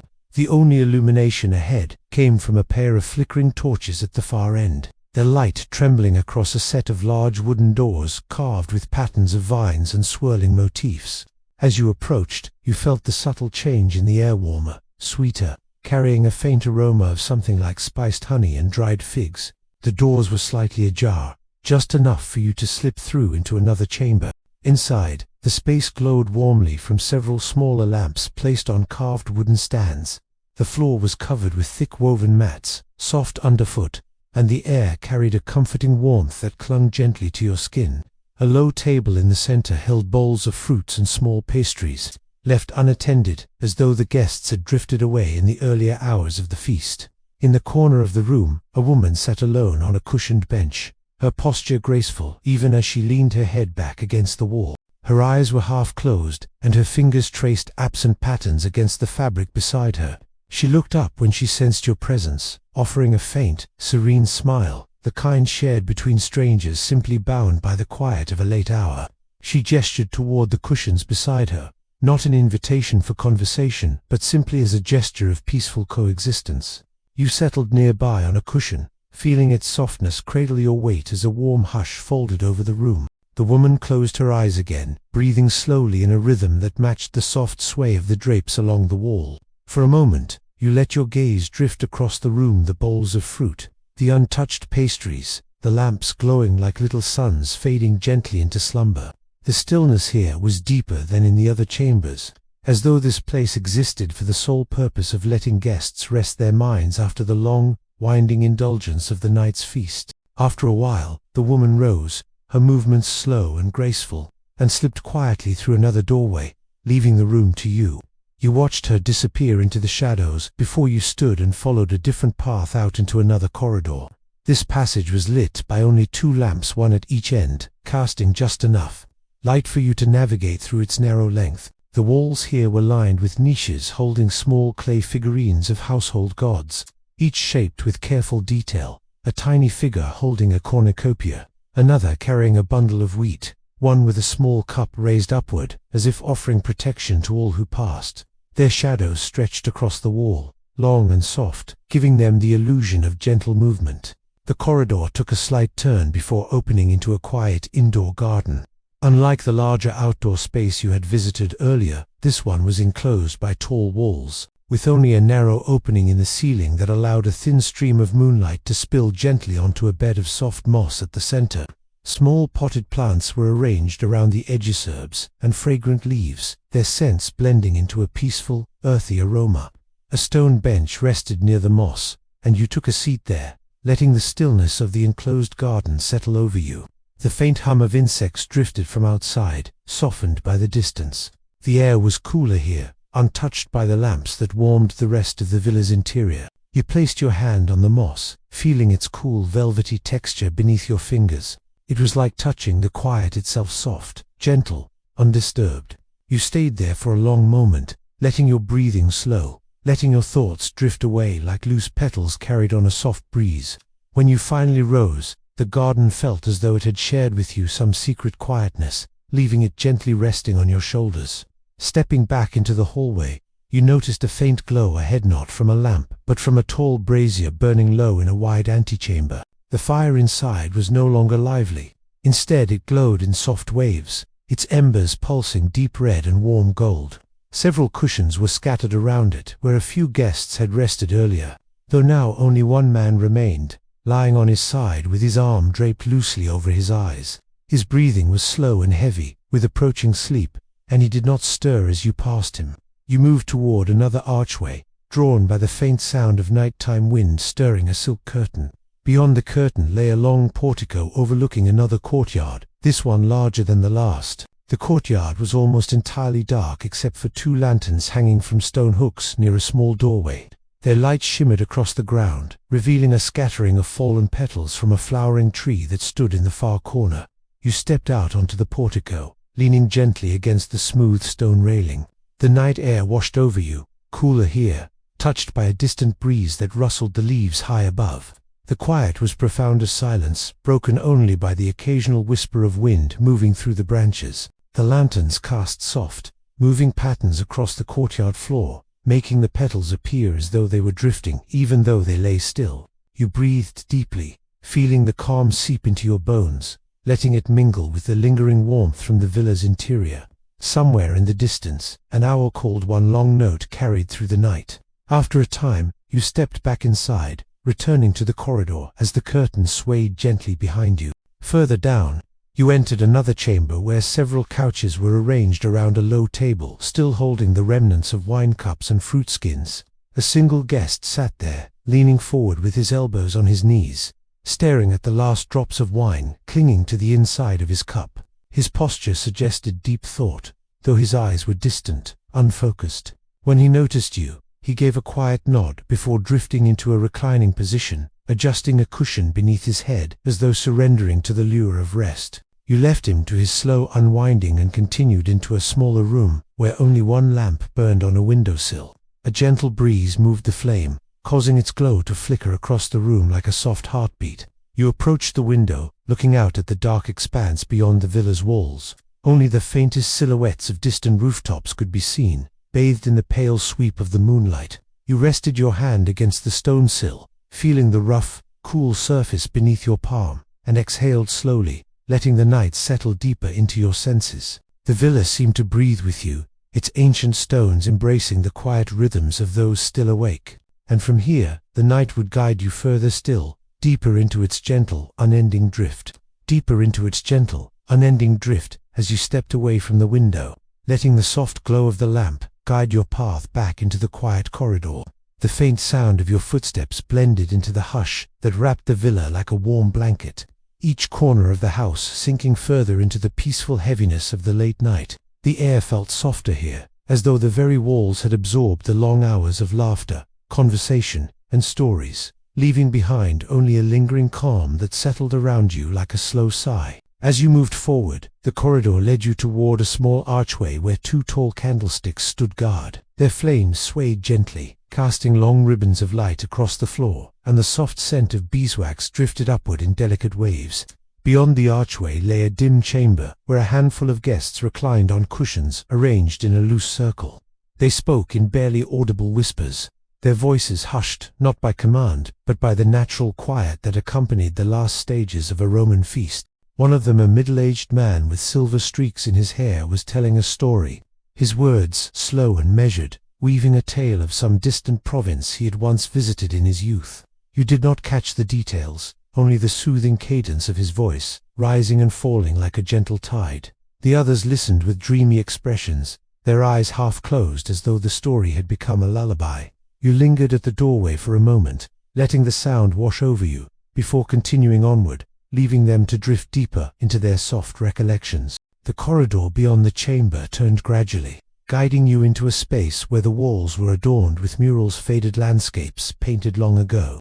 The colors had softened over time, but you could still make out the rolling hills, vineyards stretching across wide fields, and distant figures harvesting grapes under the sun. The scenes felt worlds away from the quiet, moonlit villa, yet they carried a warmth that wrapped around you like a gentle memory of summer. You walked slowly, tracing your fingers lightly along the painted surface, as though connecting with the long-gone artist who had captured these moments centuries before.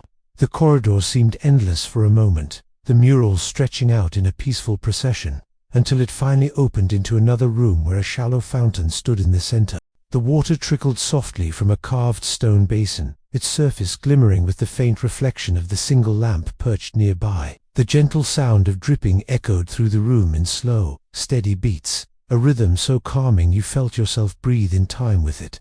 The air was cooler here, touched by the moisture rising from the fountain, carrying the faint scent of fresh stone and water. A young woman sat beside the fountain, her legs folded beneath her, her eyes closed as she leaned her head back against the wall.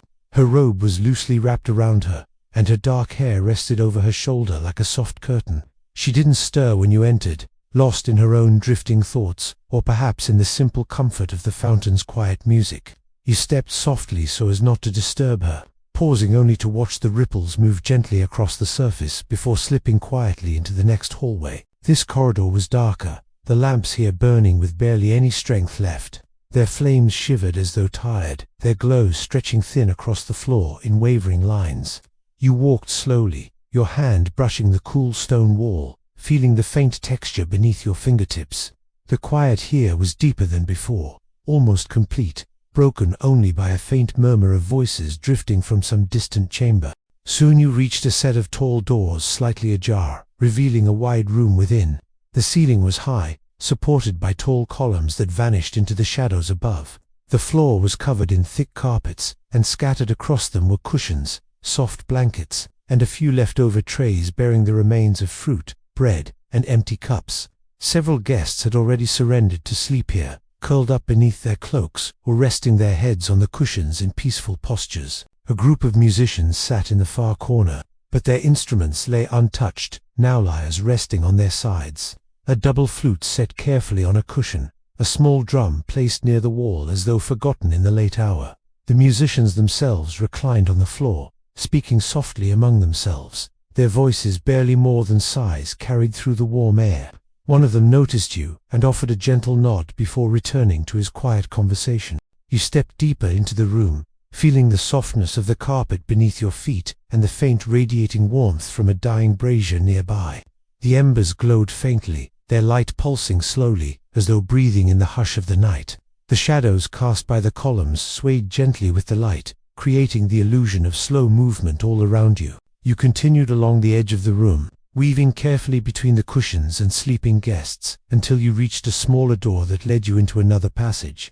This one felt older, the stone walls rougher, the floor slightly uneven beneath your weight. A faint draught whispered through the corridor, carrying with it the cool breath of the night air outside. As you followed the draught, you found yourself in a small vestibule where a door stood open just enough to reveal the garden beyond. Moonlight spilled across the threshold like liquid silver, pooling softly on the floor. You stepped outside into the garden, feeling the cool air settle around you, brushing against your skin with a quiet tenderness. The garden stretched out before you, filled with manicured hedges and winding pathways lined with smooth stones.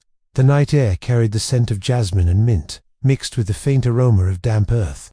The moon hung high above, partially veiled by thin drifting clouds, casting soft patterns across the garden as the light filtered through the leaves. You wandered slowly along one of the stone paths, listening to the soft crunch beneath your feet and the distant chirping of nocturnal insects. The garden was vast but peaceful, its stillness broken only by the occasional rustle of leaves overhead. A marble statue stood near one of the turns, a serene figure of a goddess, her features softened by centuries of wind and moonlight. Shadows draped across her like a gentle veil, making her appear almost alive in the dim glow. You paused beside the statue, resting your hand gently against the cool marble. The stone held the night's chill, grounding and soothing, as though reminding you of the deep calm that existed beneath the surface of all things here. A light breeze passed through the garden, carrying with it the scent of distant herbs and the faint sound of leaves brushing against branches. As you continued walking, you came upon a small pavilion with open sides and a gently sloping roof. Within it, a few low couches lay arranged around a small table, upon which a single lamp burned softly. The flame flickered in slow, lazy motions, casting warm light across the pavilion and spilling faintly onto the nearby pathway. A man sat on one of the couches, leaning back with his gaze turned upward, toward the sky. His expression was peaceful, softened with that particular kind of serenity that comes only in the quietest hours of the night. He did not speak when he noticed your presence, only smiled gently before closing his eyes again, content to let the night lull him back into stillness. You stepped past the pavilion, continuing along the path until it brought you back to another side of the villa. A set of low steps guided you through an archway back into the warm interior. The change in temperature brushed over you like a soft wave, cool air, giving way to the gentle heat held within the stone walls. The corridor here glowed from a few surviving lamps, their flames small but steady, casting long, thin shadows that stretched across the floor like strands of dark silk. As you walked deeper inside, you heard the faint clinking of pottery from a nearby room. Drawing closer, you discovered a pair of servants washing and stacking the last of the dishes used during the feast. Their movements were slow and practiced, hands dipping into warm water, drying cups with soft cloths. They spoke quietly to each other, voices softened by exhaustion but marked with the familiarity of shared routine. Neither looked up as you passed. They were absorbed in their work, steady and unhurried. You moved on, entering a wider hall illuminated by a single torch burning near the far wall. Its flame wavered gently, casting a warm circle of light that revealed several couches where guests lay sleeping soundly, wrapped in blankets or cloaks. The air was filled with the soft sound of breathing different rhythms, mingling into a peaceful, steady chorus. One guest stirred slightly as you passed, shifting his position but not waking. His hand dropped loosely over the side of the couch, fingers brushing the floor. Another guest murmured something unintelligible in her sleep, her brow softening as she settled deeper into her dreams. You stepped quietly around them, moving toward another passageway that led to the heart of the villa's sleeping quarters. Here, the air felt thicker with warmth, and the lamps burned only faintly. Some had already gone out entirely, leaving pockets of gentle darkness where the night gathered like a soft blanket. As you walked, you felt the hush deepen, as though the villa itself had curled into its own rest, leaving only a few lingering breaths in the still air. Every step felt softer, quieter, as though guided by the calming weight of the hour. And from here, the night drew you forward still, into the next quiet embrace that awaited just beyond the dimly lit corridor. The night continued to stretch itself like a long, shimmering ribbon through the villa, and as you drifted deeper into the soft warmth of the feast, the shift in the atmosphere became almost imperceptible at first. It moved like a shadow sliding across polished marble, like a sigh that no one heard, but everyone felt. More guests had arrived, slipping in through side entrances, their cloaks dusted with the faintest trace of the cool Roman night, their sandals whispering across the floor as they joined the growing tide of voices. And with each new arrival, something in the room thickened, an energy that was no longer just celebration, but something layered beneath it: anticipation, curiosity, a quiet yearning for whatever the next hour would bring. You walked further along the curved wall, feeling the cool mosaic tiles beneath your fingertips, the tiny stones arranged into scenes of sea gods leaping through waves and dolphins twisting like ribbons of silver. The hall felt alive in ways that were hard to describe, an animal breathing beneath the music and the laughter and the glowing lamps. As you moved, you noticed a pair of musicians setting down their lyres, replaced suddenly by a group with slender flutes carved from bone, their notes sharper, almost serpent-like, slicing gently through the air. The rhythm they played had a pull to it, a slow and coiling melody that felt as if it wrapped itself around ankles and wrists, guiding people into its sway without their noticing. The guests reclined deeper into their cushions, their voices growing more relaxed, their eyes glazed with the soft touch of wine, as servants continued to glide through the room with trays that seemed impossibly heavy. Each tray carried something new: bowls of pomegranate seeds glistening like rubies, tiny pastries dusted with crushed almonds, slices of roasted fig dripping honey onto silver plates. One servant paused beside a senator whose cheeks were flushed, and without being asked, she lifted a cup to his lips, pouring the wine so gently that it barely made a sound. The man's eyes closed as he drank, savoring each drop as though it were a secret only he was permitted to taste. On the far side of the hall, a faint ripple of movement caught your attention. A curtain had been pulled aside to reveal another room, this one dimmer, lit only by 3 low oil lamps whose flames trembled in the draught. For a moment, only darkness seemed to fill the doorway, but then a cluster of figures stepped forward, each wearing masks that covered their faces entirely, masks shaped like woodland spirits, like satyrs with curled horns, like pale moonlit nymphs with delicate carved smiles that seemed both welcoming and unsettling. The room quieted slightly, just enough for the shift to be felt across the feast, and the dancers began to move. They didn't dance like performers on a stage. They moved slowly at first, barely more than drifting shadows, their bodies bending and flowing like branches caught in a warm, gentle breeze. Their hands traced circles in the air, their robes whispered across the floor, and their masked faces tilted in ways that felt both graceful and dreamlike. It was impossible to tell who they were beneath the carved expressions, and that mystery only deepened the enchantment of their presence. Guests leaned in, their attention captured not by noise or spectacle, but by this mesmerizing ritual unfolding in the flickering glow. You found yourself drifting closer without meaning to, drawn by the silence they carried with them. The dancers formed a circle, each step synchronized in slow, deliberate rhythm, their movements accompanied only by the soft hum of the flutes and the occasional chime of tiny bells tied around their wrists.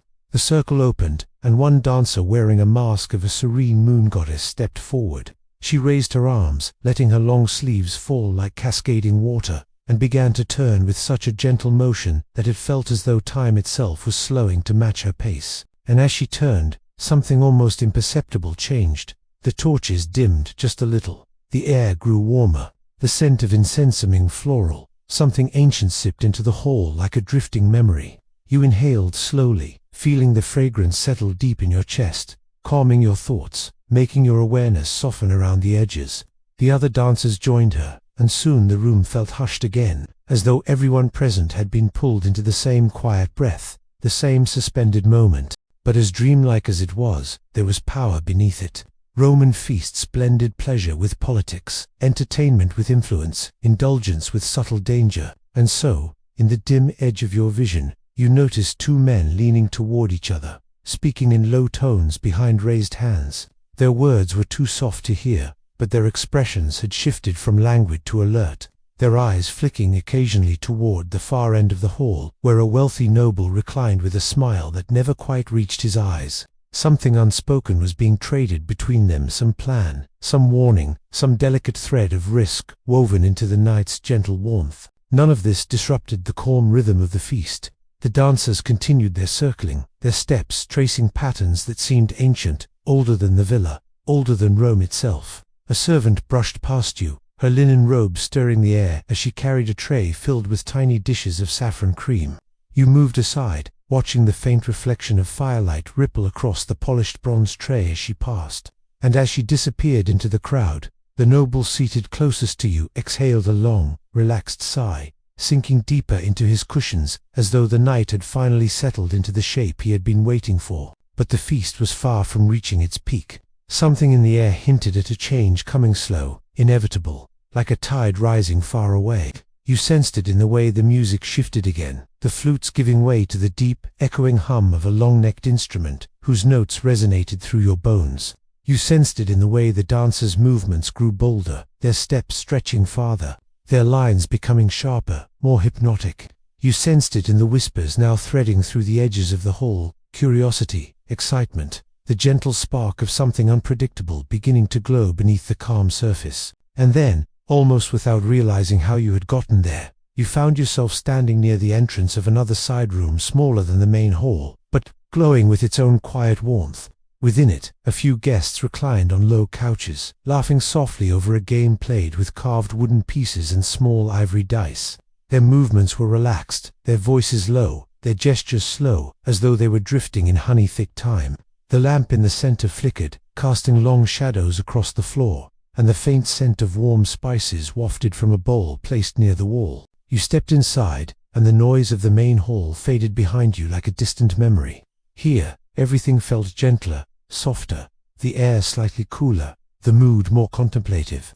A woman with dark curled hair smiled faintly at you as she rearranged the game pieces, her bracelets chiming softly. She didn't speak, but her eyes held a slow, patient calm that settled over you like a blanket. Another guest leaned back, closing his eyes as though letting the music from the main room drift over him in waves. For a moment, you felt suspended between worlds, the lively, glowing feast behind you, and this quiet, dream-soaked chamber before you. Time stretched, your heartbeat slowed. The lamplight shimmered, and the story of the night continued to unfold around you, drawing you deeper into ancient Rome's soft, luxurious, dangerous embrace. The soft murmurs of the quiet chamber wrapped around you like a fading dream, and as you lingered near the edge of the lamplight, the distant pulse of the feast began to seep gently back into your awareness. It came first as a faint tremor beneath the floor, the slow, rhythmic beat of deeper drums replacing the delicate flutes. Then came a swell of voices, rising and falling like waves against stone, followed by the warm scent of heated wine drifting in from the corridor. It signaled the beginning of a new phase in the feast, one that always came after the first hours of calm ritual and gentle performances. A phase Romans were famous for, a phase where indulgence stopped pretending to be graceful. You stepped out of the quiet side room with the same soft pace you had entered it, letting the dim glow of its lamps fade behind you. The corridor leading back to the main hall felt cooler now. Shadows clung to the corners. A single servant hurried past carrying a large clay jug brimming with wine, and even in passing, you could hear the liquid slosh heavily, thick and sweet. She didn't look at you. She didn't need to. Her mind was elsewhere, already anticipating the next command that would be shouted across the hall. When you re-entered the banquet chamber, the transformation was unmistakable. The dancers with masks had vanished as quietly as they had appeared. In their place stood a trio of musicians pounding steadily on large drums, their hands moving with a slow, deliberate force that echoed through your chest. The guests, previously reclined in lazy conversation, had shifted. Many sat upright now, leaning forward, their faces glowing with the combined heat of wine, torches, and anticipation.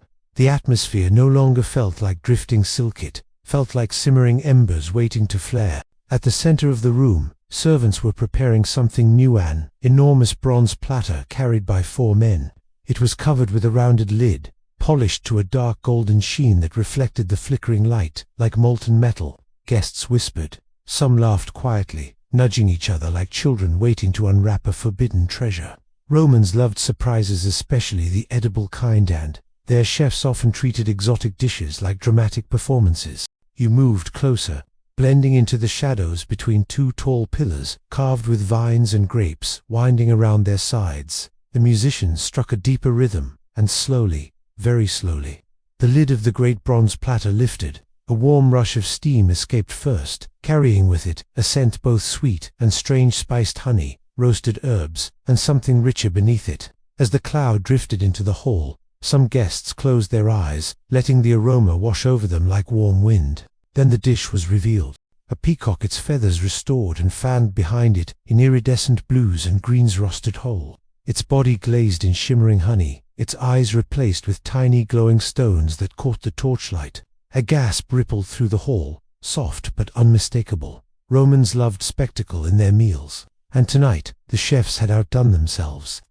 A noble near the center laughed softly, lifting his goblet in appreciation, the gold rim catching the light as he murmured something to the man beside him. The servants carved the bird with slow precision, slicing pieces so thin they curled slightly at the edges. The guests accepted them with delicate fingers, tasting the dish with a reverence that bordered on ritual. You didn't have to taste it to know how rich it was. The air itself became heavier, weighted with roasted sweetness and the heat of spices. But the feast wasn't only about food. As plates moved through the hall, so did talk. Soft at first, then bolder. You noticed it happening at several couches, nobles leaning close, voices lowering, eyes sharpening even as their bodies remained draped in comfort. Politics, alliances, debts, favors. Roman feasts were always arenas dressed in silk. One whispered promise could change a family's fortune. One careless joke could ruin a senator's career. Even the quietest laugh held a blade hidden beneath it. Across the room, you saw a man rise, not in a rush, but slowly, his movements controlled, almost theatrical. He was tall, draped in a deep crimson cloak, embroidered with tiny golden leaves. His presence radiated a quiet confidence, the kind worn by men who knew rooms would listen when they spoke. When he raised his hand, the musicians softened their drums until only a faint hum remained. He didn't speak loudly. He didn't need to. "My friends," he began, his voice smooth as warm wine. "The night deepens, and so should our pleasures." Laughter drifted through the hall, not raucous, but warm, low, intrigued. You watched as he gestured toward the far archway. A pair of servants stepped forward, pulling aside long curtains dyed the color of midnight. Behind them, another chamber had been prepared, illuminated by oil lamps placed in shallow bowls of water, so they floated gently on the surface, their flames gliding like stars across a still pond. The guests murmured with curiosity as they rose from their couches, some unsteady from drink, but guided by the pull of novelty. You followed at a calm pace, letting the flow of bodies carry you forward into this newly revealed space. The air inside was cooler, softer. The lamps flickered with colors that reflected off the water's surface, painting the ceiling in shimmering patterns that swayed like quiet waves. In the center of the chamber, a low platform had been arranged, with cushions arranged in concentric circles, and seated on the innermost circle were 3 figures, women draped in delicate veils that fell over their faces, their identities hidden. Each held a musical instrument, a small harp, a narrow flute, and a bowl-shaped drum. Their fingers hovered, waiting. When everyone had settled, the noble in crimson stepped into the room and gave a subtle nod. The music began. It wasn't lively, it wasn't loud. It was soft, almost breath-like, with notes that floated upward and dissolved before reaching the walls. The harp traced shimmering lines through the air. The flute carried long sighing tones, and the drum pulsed with a heartbeat rhythm, slow, constant, grounding. You felt your own heartbeat syncing with it. The guests became quiet, truly quiet for the first time in hours. The wine, the dancers, the peacock, the politics, all of it melted into the background as the music wove through the chamber like a spell. The veiled women played with the kind of grace that suggested they had practiced these melodies, not for applause, but for something far deeper, songs meant to soothe, to soften, to transport. and for a long stretch of time minutes, maybe longer, you felt the entire feast drifting into a dreamlike stillness. The torches flickered softly. The water lamps drifted in slow circles. The guests' eyes grew heavy, their bodies melting into cushions. Even the noble in crimson lowered his head, as though surrendering to the gentle weight of the moment. It was the calm before the next transformation of the night, a quiet breath held in the dark, and you could feel the air waiting, the way a heart waits between beats.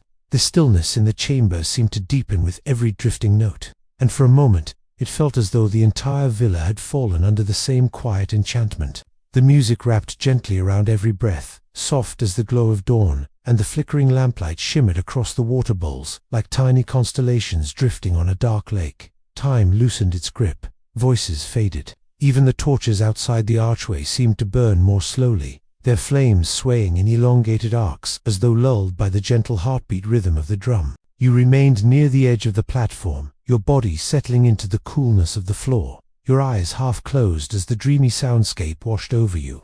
Around you, the guests reclined deeper into their cushions, their movements reduced to the smallest of gestures, an exhale, a shifting shoulder, the soft tilt of a head resting against a velvet pillow. The quiet was not empty, it was full of warmth, of breath, of a calm that felt rare in the extravagant world of ancient Rome. And then, as naturally as a cloud sliding over the moon, the music shifted. It began with the harp.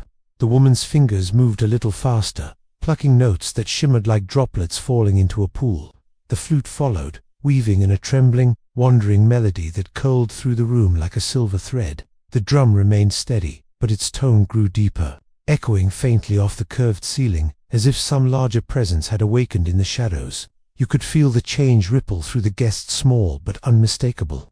Their breathing quickened just a little, their eyes lifted, their senses sharpened. The noble in the crimson cloak slowly raised his head. His gaze moved across the circle, not with authority, but with quiet intention, as though he knew what this new rhythm meant and was waiting for the others to feel it too. The veiled musicians seemed to lean into their instruments, their bodies swaying in gentle arcs that made the veils float like soft smoke around their faces. And then the curtains at the back of the chamber parted. Two servants stepped inside, carrying a long, shallow tray made of polished cedar wood. Its surface gleamed with oil, reflecting the lamp flames like liquid gold. On the tray rested a series of small ceramic bowls, each painted with patterns of winding vines and leaping animals. The bowls were arranged in a spiral, leading to a larger vessel at the center, deep cup made of translucent onyx that glowed softly from the heat of whatever had been poured inside. The guests murmured with interest, shifting slightly as the tray was brought closer. This was not food. The bowls were too small for that, their contents hidden beneath lids, shaped like delicate lotus petals. This was something else, something ceremonial. The servants knelt at the center of the circle, placing the tray down with slow, precise movements. When they lifted the lotus lids, a warm, sweet fragrance rose into the air, herbal, floral, with a faint spice that tingled against the senses. A vapor drifted upward, catching the lamplight in soft, swirling tendrils. The noble in crimson stepped forward and lowered himself to his knees, his hand hovering above the largest bowl. He looked at the guests with a slow smile, one filled with quiet reassurance. "Tonight," he murmured, "we honor the old customs, the ones forgotten by daylight, but remembered by the silence of night." A soft shiver ran through the room, not fear, but anticipation, the feeling of stepping towards something ancient. The noble dipped his fingers into the warm mixture inside the bowl and lifted them slowly. Whatever liquid clung to his skin glimmered faintly, reflecting the flickering flames in tiny specks of gold. He drew a small circle on his forehead. It was not a religious gesture, not one tied to temples or gods. It was older, more intimate, a symbol of welcome, of connection, of shared experience in the fragile hours when night feels deepest. One by one, the guests leaned forward, and the servants dipped soft cloths into the bowls, gently brushing the fragrant mixture onto each person's brow, their neck, the inside of their wrists. The aroma drifted through the chamber like a blooming garden in dusk light, sinking into the senses, relaxing every muscle it touched. When a servant approached you, her hands steady and her eyes soft beneath her dark lashes, the cloth felt warm against your skin. A gentle pulse seemed to travel through you, like a wave rolling slowly up the shore. Your shoulders loosened, your breathing deepened. The hum of the drums seemed to merge with your heartbeat. And then, something subtle happened. The light in the room dimmed up the lamps themselves, but everything around them. The world softened at the edges, as though the chamber had dissolved into a haze of golden mist. Colors blurred into one another. The music grew smoother, losing its sharpness until it felt like a warm river flowing under your thoughts.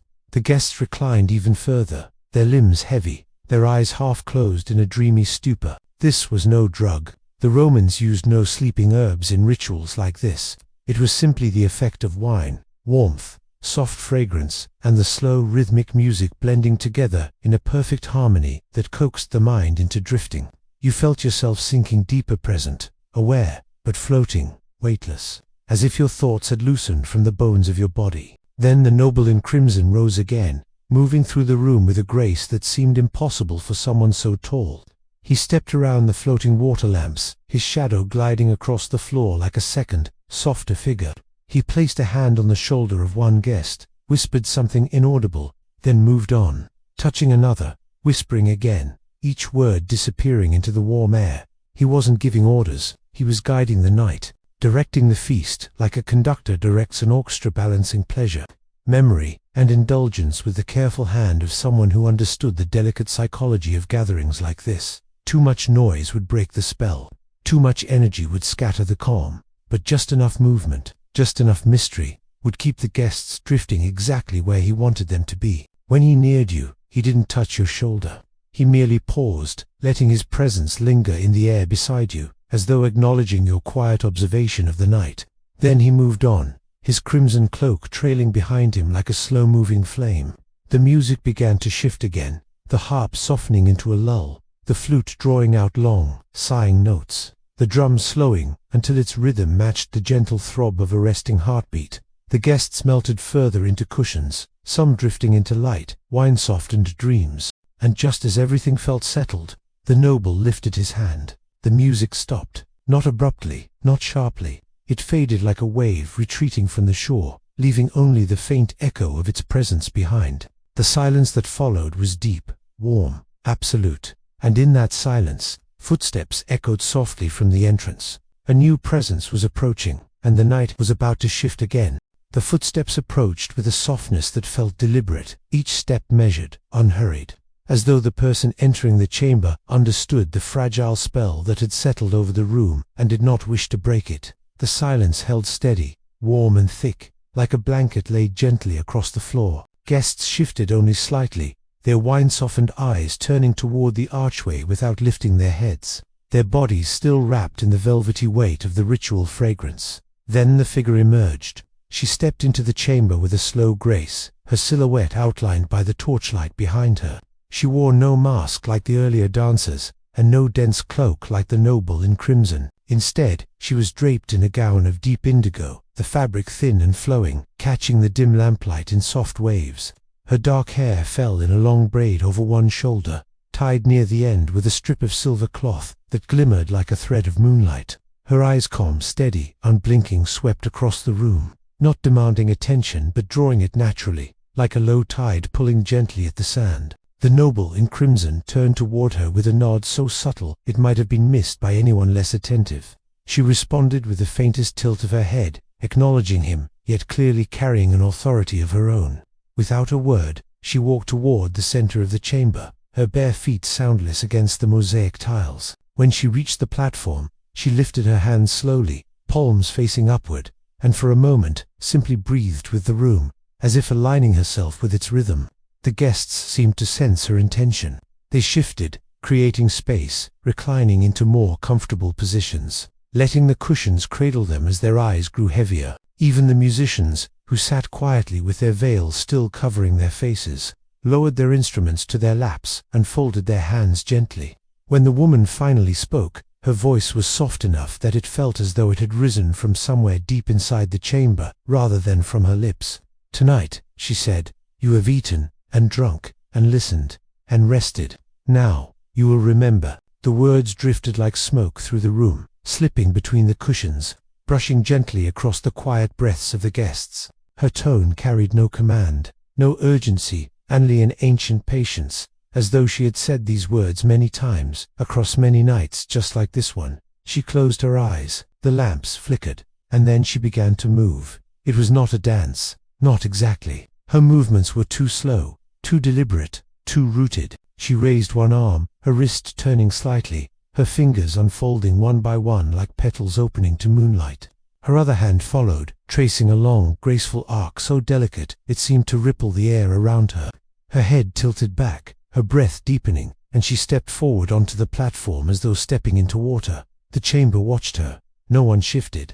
No one whispered. Even the noble in crimson remained lowered on one knee, his gaze fixed on her with a reverence that told you she was not simply another performer. She was something akin to a storyteller of the old world, but one who did not use words. Her hands descended slowly, crossing over her stomach, then rising again, then drifting to her sides. With each motion, the air in the chamber seemed to thicken, as if the space itself held memories that her gestures were stirring awake. The faint scent of the ritual oil deepened, warming into something reminiscent of autumn nights, of distant hearth fires, of something comforting and ancient. Then she opened her eyes. They seemed darker now, like the surface of deep water in torchlight. She looked at the guests, not at any one of them, but at all of them, as though seeing not their faces but the shapes of their lives, their fears, their hopes, the tender places they kept hidden beneath silk and wine. And when she began to speak again, her voice carried a rhythm so soft it felt like a second drumbeat beside the one still fading from earlier.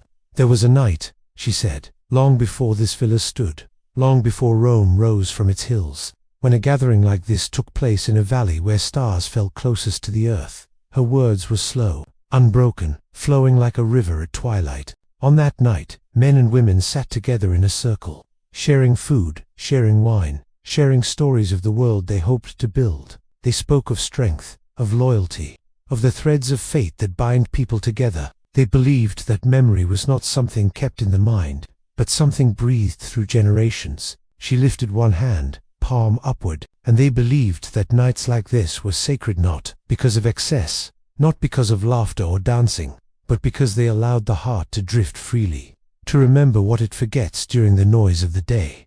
She took a step backward, her gown whispering along the floor. "You are here tonight," she murmured, "to remember." Her eyes shifted toward the musicians. The woman with the bowl drum raised her hand and tapped once, just once. A deep note echoed through the chamber, humming in your bones like a distant tremor of earth. Another note followed, then another. Slowly, the drum began a rhythm unlike the earlier ones, so slow it felt like a heartbeat in a dream. The harp joined with a soft, shimmering thread of sound, and the flute returned with a melody so faint it was barely audible, weaving itself through the growing hush. The woman in indigo closed her eyes again, and then, without warning, the chamber grew dimmer, not from extinguished lamps, but from the shifting of shadows.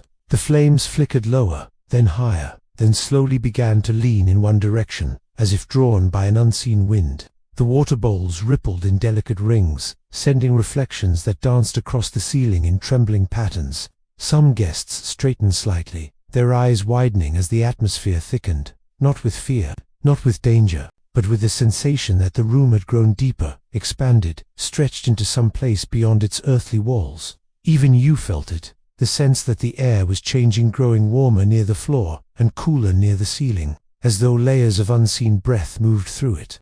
The noble in crimson slowly stood, his gaze fixed on the woman. The woman continued her slow, fluid gestures, hands rising and falling in a rhythm that matched the drumbeat, her body swaying like a tree caught in a gentle breeze, her breath deep and steady. She moved around the platform with such quiet elegance, it was as though she glided rather than stepped. One of the guests, a young woman with golden bracelets, exhaled softly, her eyes unfocused, her shoulders lowered. Her hand fell away from her cup. Another guest leaned back, letting out a long, slow sigh, as though releasing something he had carried for years. The chamber felt like a lullaby made of shadows and firelight. And then, with a gesture so subtle it might have gone unnoticed, the woman in indigo reached toward the air and drew her fingers downward. The flames in the water bowls lowered instantly. Darkness deepened. Silence grew heavier, waiting, as though the darkness itself held its breath, gathering something unseen in the quiet spaces between the drumbeats.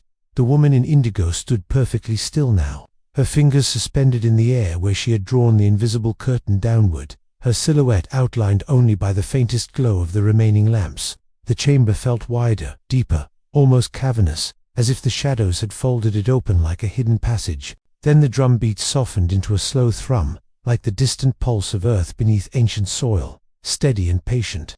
The harp offered a whisper of sound, just a single trembling note that hung in the air like a thread of silver. The flute breathed a tone so soft it felt like the ghost of a melody drifting through the corners of the room. Everything moved gently, reverently, as though mindful of whatever unseen moment was about to unfold. The woman lowered her hands with a grace that felt ritualistic. Her eyes opened slowly, adjusting to the deepened darkness. Instead of looking at the guests, she looked directly at the noble in crimson, and though no words passed between them, something unspoken rippled through the chamber, a history, perhaps, or an understanding shared only by those who had performed rites older than the villa itself. He stepped forward. His steps were careful, measured, quiet against the mosaic floor. His cloak, heavy earlier, now seemed to flow more freely around him, its dark red fabric moving like deep waters in dim light. When he reached the platform, he did not bow, nor did he speak. He simply extended his hand toward the woman, and she placed her palm against his with such softness it was as if a breeze had touched him rather than a human hand. The guests watched with a focus that came not from curiosity but from a gentle trance. The moment felt intimate yet ceremonial, personal yet shared.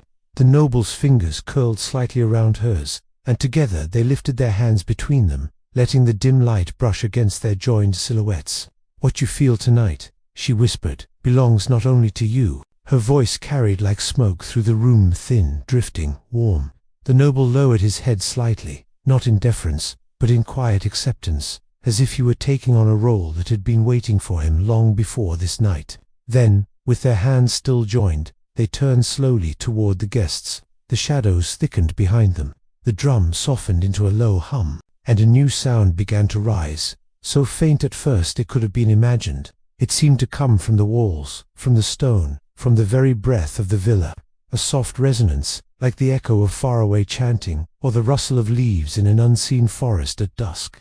It was ancient, but gentle, unfamiliar, yet strangely comforting, as though the room itself had begun to remember something lost. The woman in indigo took a slow step forward, guiding the noble with her. Their hands remained joined, but their movements were fluid, drifting, like dancers moving through fog. They glided across the platform, tracing a pattern that spiraled outward in wide, smooth circles. The shape subtle but intentional, as though writing something softly into the air.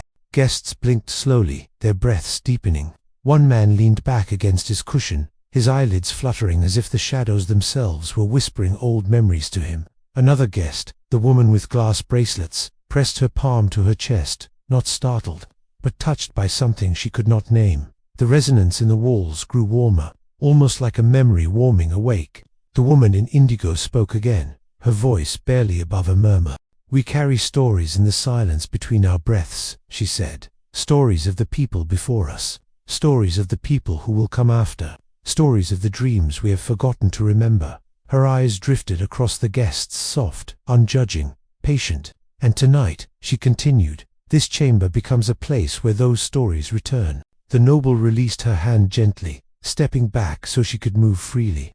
She began tracing another slow arc with her arms, her gown swirling softly around her feet. Each movement seemed to stir the air, making the shadows ripple like water, touched by wind. The darkness no longer felt heavy now, it felt alive, as though it carried 1,000 years of secrets, suspended within it.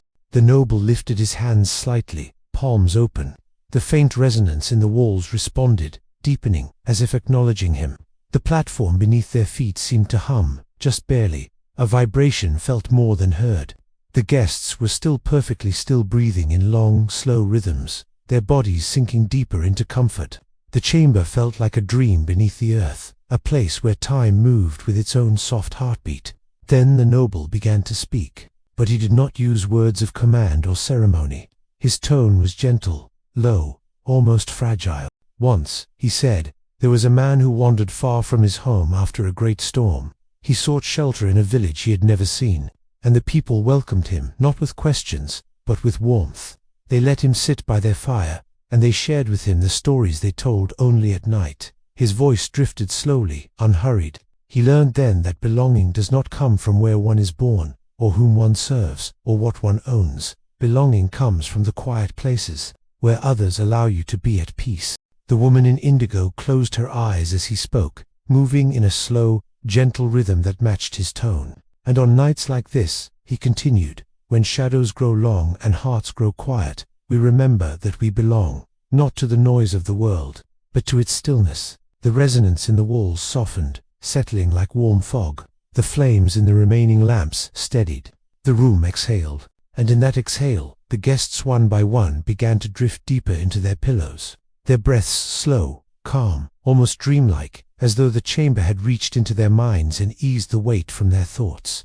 The woman in indigo took one last slow turn, her gown curling elegantly, her arms drifting like drifting smoke. She stepped down from the platform, her feet silent against the cool mosaic tiles, and approached the nearest water bowl. She dipped her fingers into it. The surface trembled. A faint shimmer of reflected firelight rippled outward in smooth, widening rings. As those rings reached the edges of the bowl, the shadows in the room shifted against lower this time, tender, like a sleeping breath. The nobles stepped down behind her, their movements synchronized not by choreography, but by an old, quiet understanding. And the night deepened gently, like a story settling into the softest part of its tale. The rings of trembling water faded into stillness again, leaving only the faint glow of the lamps shimmering across the bowl's surface. The woman in indigo withdrew her hand slowly, droplets sliding from her fingertips and falling back into the water with the softness of distant rain. The guests watched her movements through heavy eyelids, their bodies sinking deeper into cushions, their minds sinking deeper into that warm, drifting haze that the chamber seemed to weave around them. The noble moved to stand beside her, his cloak brushing the floor in a whisper of fabric. His expression was calm, softened by the gentle shadows that played across his face. He seemed no longer like a figure of authority or status. In this dim, quiet chamber, he looked almost like a guardian of stories, a keeper of old moments suspended in the air. The woman touched the side of the water bowl lightly, letting her fingers glide across its rim. The touch produced a faint, delicate, humbly audible, but enough to stir the shadows again, making them drift like slow-moving clouds across the walls. Her voice followed the sound, soft and even. There were nights, she said, when the people of the old provinces gathered in small circles, far from the noise of markets and the demands of rulers. They lit simple fires and let their weariness melt into the warmth, and as the flames swayed, they shared tales that belonged not to any one person, but to everyone who listened. Her fingers traced the water again, sending another soft ring outward. It was said, she continued, that as long as these stories were told quietly, gently, the world would remember who it once was. The noble's voice joined hers, but only after a restful silence. And there is power, he said. In remembering gently, he looked over the guests' arm with heads leaning back against cushions. Some curled slightly on their sides, breathing slow and deep, their faces softened by the warm shadows. A few still held cups in their hands, but had forgotten to lift them, as though some tender spell had made the weight of the world loosen from their fingers. The noble stepped away from the bowl, his feet making barely a sound against the mosaic floor, and moved closer to the center of the chamber. The lamps burned lower now, their flames slender and steady, casting long golden strokes across the tiles. The air hummed faintly with the resonance that lingered from before, like the ghost of a chant humming at the back of the mind. He lifted his arm slightly, not to command but to invite, and slowly, the musicians who had been resting like quiet shadows at the edges of the room began to play again. But this time, their music was almost weightless. The harpist brushed the strings with the gentlest touch, creating notes that rose like thin lines of light. The drumbeat was so soft it was felt more than heard, like a hand resting lightly on the earth. The flute released a breathy tone that drifted across the room as though carried on a breeze through ancient pines. The music wrapped around the chamber like a warm blanket. The noble closed his eyes for a moment, letting the sounds wash over him. Then he spoke again, slowly, each word drifting like a feather. Long ago, he said, when Rome was young, the people believed that night was not simply the end of day, but a passageway. A faint stir passed through the shadows. They believed that the night allowed the heart to wander where the feet could not, that dreams could take you to the places your waking thoughts were too burdened to reach. The woman in indigo stepped toward him, her gown moving like flowing ink around her ankles. She listened, her expression serene. And so, the noble continued, they made offerings not to gods of power or conquest, but to the quiet spirits of the night, spirits who listened to whispered hopes and gathered unspoken sorrows. The chamber felt even warmer now, as though the walls themselves leaned in to listen. They offered soft songs, he said, and gentle stories, and in return, they asked only for rest. The woman's lips curved into a faint, knowing smile. She reached for the nearest lamp and lowered its flame slightly with a twist of its bronze cover. The room dimmed further, returning the chamber to a soft twilight glow. When silence grows deep, she murmured, rest becomes a kind of prayer. The noble breathed slowly, his shoulders relaxing. The guests watched the pair not sharply, not attentively, but the way one watches a fire in the late hours, with soft curiosity and a mind drifting at the edges. The woman stepped to the center of the chamber and lowered herself gracefully onto one knee. She pressed her palm to the mosaic floor, feeling the cool stone beneath her skin. The mosaic's patterned circles and lines, winding shapes and gentle spirals, seemed to shimmer faintly in the lamplight, as though waking from an ancient slumber. "You can feel it," she whispered, "if you listen not with your ears, but hear." She touched the center of her chest with her other hand. The noble moved to kneel beside her, mirroring her posture. He placed his hand on the floor as well. The guests, even in their drowsiness, seemed to sense something shifting quietly in the air. Breath deepened, shoulders softened. The chamber's low hum returned not from music, not from movement, but from something deeper, something that felt older than any feast, older than Rome itself. The noble spoke again, his voice almost a breath. "This villa, this night, this gathering, it will fade into memory, but the feeling, this stillness will stay, because stillness has a way of returning to those who allow it." A guest near the far wall let out a slow exhale, his body settling more deeply into the cushions. Another guest adjusted her position, curling slightly as though drifting into a dream. The musician's soft notes seemed to follow their breaths, rising and falling in gentle harmony. The woman in indigo lifted her hand from the floor and placed it gently over the noble's hand. Their fingers rested lightly together on the cool mosaic, the gesture simple and warm. "Night reminds us," she said softly, "that we do not need to hold everything alone." The noble's eyelids fluttered closed, his breath calm.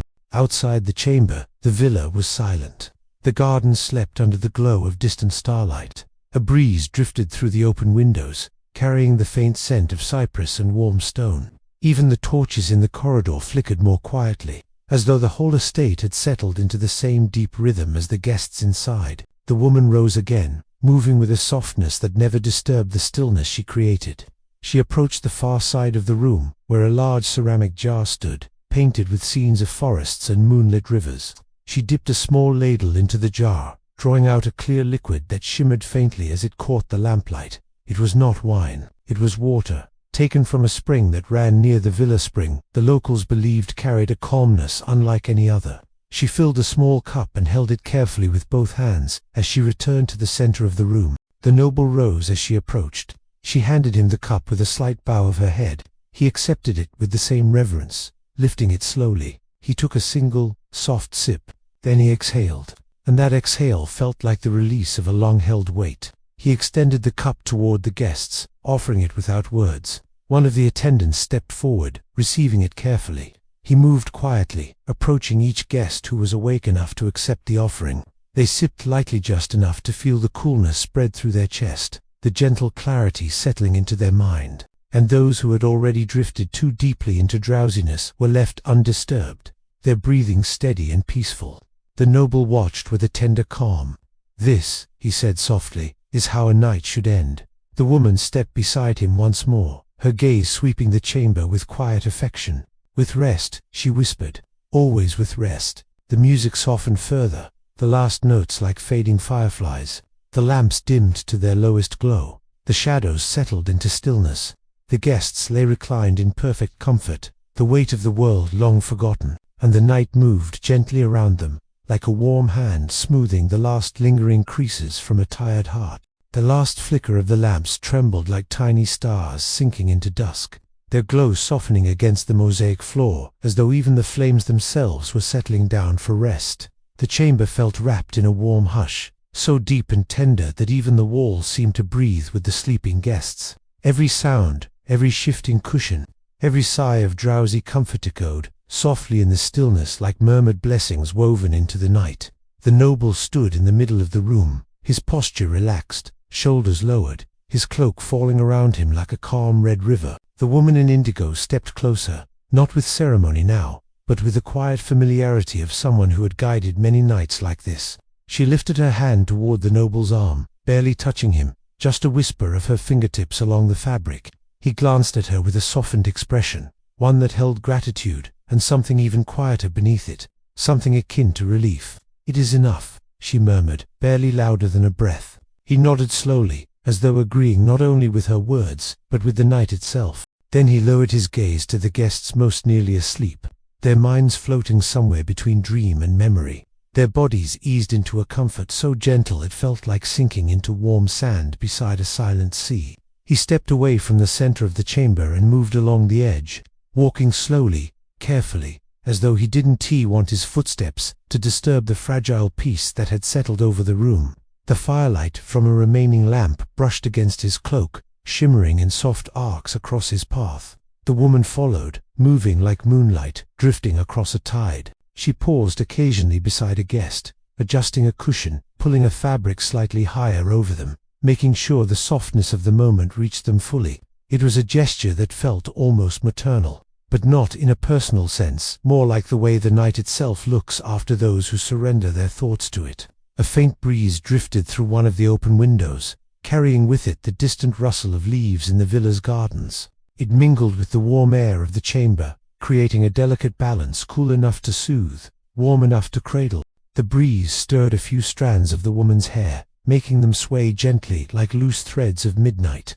The noble stopped near the far wall, where a series of painted scenes stretched across the plaster hunting parties, ships at sea, festivals in the forum, triumphal processions. But now, in the dim light, those painted figures seemed peaceful. The eyes of the painted hunters looked softened. The ships appeared to drift, not sail. The triumphant crowds looked more like quiet gatherings holding warm torches under a deep sky. The noble ran his hand lightly along the wall, tracing the worn texture of ancient paint. "We chase so much," he whispered to no one in particular, "and yet, in the quiet we realize how little we need to hold." The woman heard him, though he had not meant it for her ears. She let the thought settle in the room like a falling feather. The drumbeat, long faded, echoed in memory, soft, slow, steady, like the heartbeat of the night. One guest stirred, not waking, just adjusting their position. The noble watched them with a faint smile. "It is beautiful," the woman said softly, stepping beside him. "How the mind gives up its burdens when the night is kind." He turned toward her, the shadows of the chamber softening the lines of his face. "Do you believe," he asked gently, "that this stillness lives only in certain places? Or does it follow us, waiting to be heard?" She lowered her gaze thoughtfully, her voice drifting out like a slow river. "Stillness lives everywhere," she whispered. "But most days, the noise of the world grows tall around us. We do not notice the quiet places, those moments that breathe between our breaths." She lifted her hand, spreading her fingers slightly as though feeling the air settle into the spaces around her palm. "Nights like this," she said, "remind us of the quiet we forget to hear." The noble closed his eyes briefly, inhaling deeply, letting the soft coolness of the garden breeze settle across his skin. A faint flutter sounded near the window.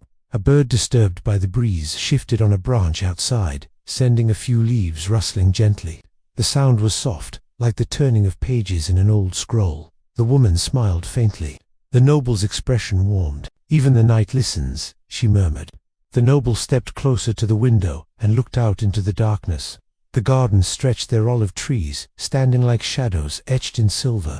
Vines crawling along stone walls, small lanterns placed on pathways flickering with almost invisible light. Beyond the garden, the hills rose in gentle silhouettes, and above them the sky spread wide, the moon hidden but its pale glow brushing the edges of drifting clouds. "It makes Rome feel smaller," he said. The woman tilted her head. "What do you mean?"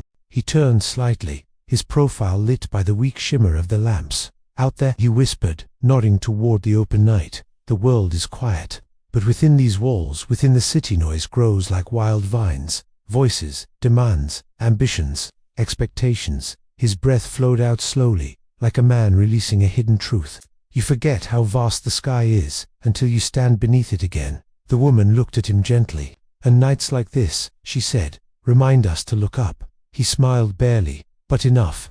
The soft music continued, almost invisible now, like a memory playing at the back of a dream. The harpist's fingers moved in slow, delicate sweeps. The flute gave breath rather than notes. The drum was silent, but its rhythm remained inside the stillness, woven into the air. The noble turned away from the window and moved toward the center of the room again, where the guests lay in serene stillness. He paused near an older man whose head rested lightly on his arm, his breathing deep, steady, peaceful.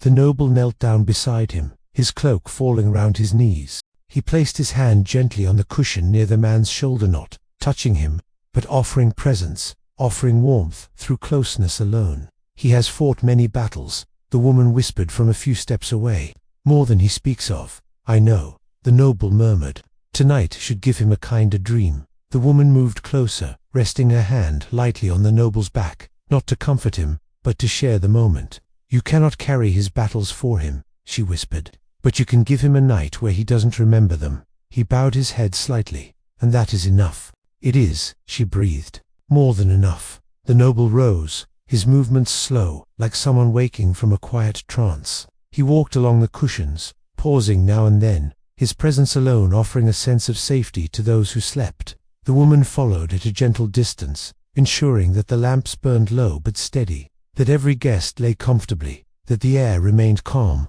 A guest near the front, one of the younger men, blinked heavily, drifting in and out of sleep. He lifted his head with effort, eyes half closed. "Is it late?" he murmured, voice thick with drowsiness. The noble leaned down, his tone soft as silk. "No," he whispered. "It is gentle." The man's head relaxed again, sinking into his cushion. A faint smile touched his lips before sleep carried him fully away. The woman in indigo approached another guest, a woman with golden earrings that glinted softly in the dim light. She had curled slightly to one side, her hair spilling across her shoulder like a dark river. The woman in indigo reached down and drew a soft cloth over her, ensuring it rested lightly around her arms. The noble walked back toward the center of the room, standing beneath the faint glow of a hanging lamp. His voice drifted through the chamber, low and calm. "Once," he said, "I believed that peace was found only in victory, in achievement, in control." His eyes swept slowly across the resting guests. "But nights like this show me another truth." He paused. The woman listened, still as a statue carved from midnight. "Peace," he continued, "lives in the moments where we allow the world to fall quiet." The woman stepped beside him, her presence warm. "And in those moments," she whispered, "we rediscover ourselves." The noble let his eyes linger on the chamber, on the sleeping bodies, on the gentle light, on the soft tapestry of shadows. He inhaled deeply, as though drawing the entire night into his lungs. Then he exhaled with a quietness that seemed to bless the room. He turned toward the musicians and nodded gently. They understood immediately. The harpist let the final notes drift softly into silence. The flute faded into stillness. The last sound in the room was a single tender vibration of string. Then, nothing. Silence settled like dew. The woman moved to the last lamp and turned the flame down just enough to keep the room in safe, warm dimness. The noble stepped toward the doorway, pausing once to look back at the chamberette. The peace held gently inside its shadows. "It will be a long night," he whispered, "but a calm one." The woman joined him at the doorway, her hands folded gently in front of her. "The best nights always are," she said. They stepped into the quiet corridor, leaving the guests wrapped in the softest sleep the villa had ever known, and the chamber breathed in silence, guarding their rest beneath its ancient, gentle watch. Yet even as the night drifted onward, the atmosphere in the villa softened into something almost weightless, as if each passing moment were being wrapped gently in layers of warm silence, and the air around you had begun to vibrate with a kind of steady, drowsy hum that came from the low conversations still happening on the edges of the hall. People murmured softly now, no longer animated or showing off, their voices lowered as wine slowed their thoughts, and the glow of the oil lamps brushed everything with that amber haze that made the walls feel like they were breathing. You could sense that the villa itself seemed to shift into this deeper phase of the feast, where the brightest noise had melted away, and only the quietest threads of the evening remained, stretched out like soft ribbons drifting through the warm Roman air. Somewhere in the courtyard behind the hall, the fountain murmured in its gentle rhythm, its trickling water like a delicate counterpoint to the distant fading laughter that occasionally drifted from the more private rooms. The torches set along the colonnade flickered lazily, their flames swaying as if they too were growing tired, casting long shadows that reached across the polished stone floor and curled softly around the bases of the marble pillars. Slaves passed by slowly now, their steps lighter, carrying trays nearly empty, the final dishes claimed long ago, and now only a few scattered figs or crumpled napkins of dyed linen remained. They whispered to one another, barely audible, like a quiet breeze moving through tall grass. Your eyelids felt heavier as the air warmed.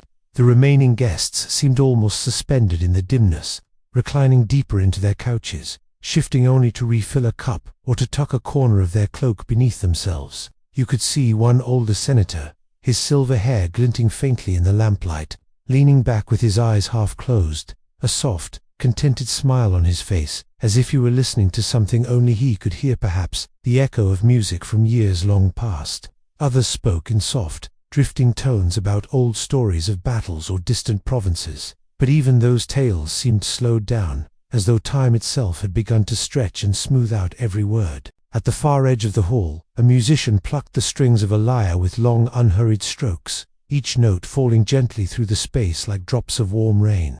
The melody lingered in the air, thin and sweet, weaving through the fading scents of roasted meats and honeyed pastries, blending with the fragrance of crushed basil and the faint tang of spilled wine. The sound felt like it wrapped around your shoulders, drawing you deeper into the soft Roman quiet that now filled the villa like a velvet curtain. Across the room, one of the younger guests, his cloak slipping loosely around his shoulders, leaned forward to whisper something to a woman whose golden bracelet glimmered whenever she moved her hand. Whatever he said made her smile slowly, the expression blooming across her face like a candle flame catching a fresh wick. She replied with a barely audible murmur, and he nodded, the two of them drifting back into their tiny shared world, the rest of the feast fading into a hazy backdrop behind them. A servant approached you, his footsteps soundless on the polished floor, offering a bowl of warm water scented with lavender and crushed rose petals. The steam rose gently toward your face, soft and fragrant, brushing your senses with the same calming warmth that now filled the entire villa. As your fingers dipped into the water, the warmth traveled up your arms, loosening muscles you hadn't realized were tense. The servant bowed slightly and retreated, leaving behind only the faint whisper of his movement. Somewhere deeper in the villa, behind a half-closed curtain, a pair of dancers moved in slow, fluid steps, their silhouettes swaying like shadows cast by a faraway fire. Their anklets chimed softly, each note delicate and precise, as though they wished not to disturb the deeper stillness settling across the feast. Their movements traced gentle arcs through the air, smooth and hypnotic, drawing you further into the soft, drowsy dream that the night had become. The host of the feast, draped in a deep crimson cloak, rose from his couch with a quiet grace, though you could tell the wine had softened his movements. He walked toward one of the tall windows overlooking the garden, and for a moment he simply stood there, watching the moonlight settle over the leaves of the olive trees beyond. His silhouette seemed peaceful, almost contemplative, as if he were reflecting on the long night that had unfolded in these halls and the countless nights before it, each one filled with its own stories, its own laughter, its own shadows. When he turned back toward the hall, his expression was serene, softened by the comfort of the evening and the gentle hum of contented guests. He lifted a cup, not in a grand flourish but in a simple, quiet gesture, more like a shared moment than a proclamation. The remaining guests responded with a soft murmur of approval, lifting their own cups in return, their movements unhurried. The clink of ceramic against ceramic was almost inaudible, fading into the background like the last note of a lullaby. He lowered his cup and smiled, a warm, weary smile that said everything without a single word. The night deepened further, and the villa's vastness softened into something intimate. The torches burned lower, their flames shrinking into smaller, gentler shapes. The shadows grew richer, merging slowly around the edges of the hall until only the center remained bathed in that warm amber glow. The lyre's melody grew slower still, stretching into long, tender notes that drifted upward and seemed to dissolve in the air just above your head. A breeze drifted in through the open courtyard, carrying with it the cool scent of night-blooming flowers, perhaps jasmine. or the pale Roman lilies that only opened after sunset, mixing with the fading smells of the feast. The breeze brushed across your skin, lifting a faint shiver, but the warmth of the lamps gently pulled you back into that serene comfort. You could hear faint footsteps echoing somewhere down a corridor as the guests quietly excused themselves, their hushed voices fading as they disappeared into the dim interior of the villa. As you settled deeper into the cushions beneath you, the world around you seemed to sway gently, as though the entire villa were rocking with a slow rhythm, lulled by its own soft heartbeat. You could feel your breaths slowing, each one rising and falling like a gentle tide. The warmth of the lamps, the whisper of music, the murmur of nearby conversations, all of it layered together into a single soothing presence that wrapped around your senses and held them in a calm, steady embrace. One of the slaves approached again, offering a small plate with a few remaining figs and slivers of honey-drizzled cheese. But when you gave a small shake of your head, he simply bowed and retreated, leaving you with the soft comfort of your own thoughts. The fig's fragrance lingered in the air for a moment, sweet and earthy, then faded slowly into the background like everything else in this drifting, dream-heavy night. The moon outside climbed higher, its light slipping through the window and painting a silver line across the floor, stretching toward the center of the hall.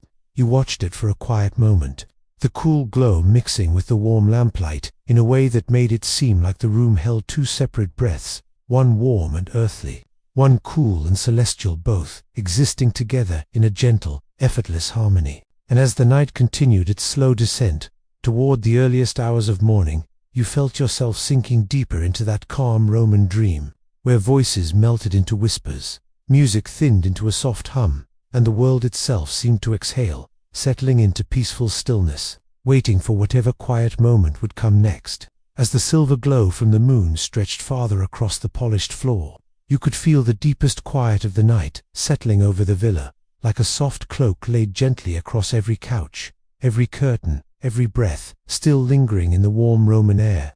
Everything had slowed into that final, tender phase where the world feels as though it is holding itself still, waiting patiently for sleep to draw close and wrap everything in its quiet embrace. The murmured conversations had all but faded, leaving only the occasional drifting whisper, like the soft rustling of leaves stirred by a gentle night wind. The lyre player, whose hands had been moving steadily for hours, now played so softly that each note felt like it was floating on the edge of silence, shimmering briefly before dissolving into the shadows. His fingers brushed the strings with a feather-light touch, and even he seemed to drift in and out of a sleepy trance, his eyes half-lidded, his breathing slow. The sound wrapped around the room like a warm thread woven through the stillness, guiding your thoughts into quieter places. Nearby, a pair of guests reclined deeply into their couches, their movements languid, almost underwater slow. One of them reached for his cup, but his hand hovered there for a moment, as though he had forgotten what he meant to do.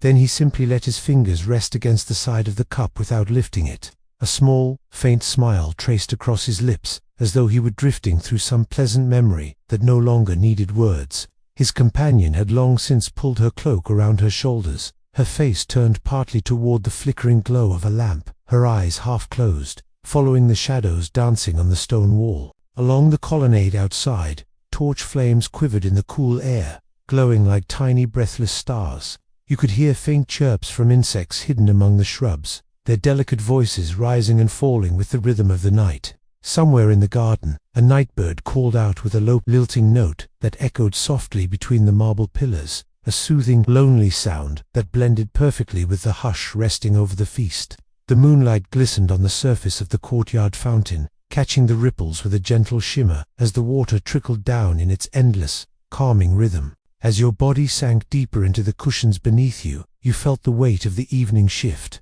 the wine and warmth leaving your limbs heavy, your breaths slow and easy. The scents lingering in the air, roasted herbs now faint, sweet honey now softened, fragrant oil now delicate and almost imperceptible, seemed to melt into a single comforting aroma that made your senses drift even further into rest. The villa no longer felt like a grand Roman structure filled with celebration, but like a cradle of soft shadows and warm light, cradling everyone inside it in its gentle, protective arms. A group of servants moved quietly around the edges of the hall, clearing the last remnants of the feast with care. They moved with such precision and softness that the sound of a dish being lifted or a cloth being folded barely reached your ears. Their shadows stretched long across the floor, merging with the dimness, their presence as gentle as the fading music. One of them paused near the center of the room, adjusting one of the oil lamps whose flame had grown tired, coaxing it back to life so it glowed a little longer, a little warmer, before he slipped back into the shadows. The host remained near the tall window, still gazing occasionally toward the moonlit garden.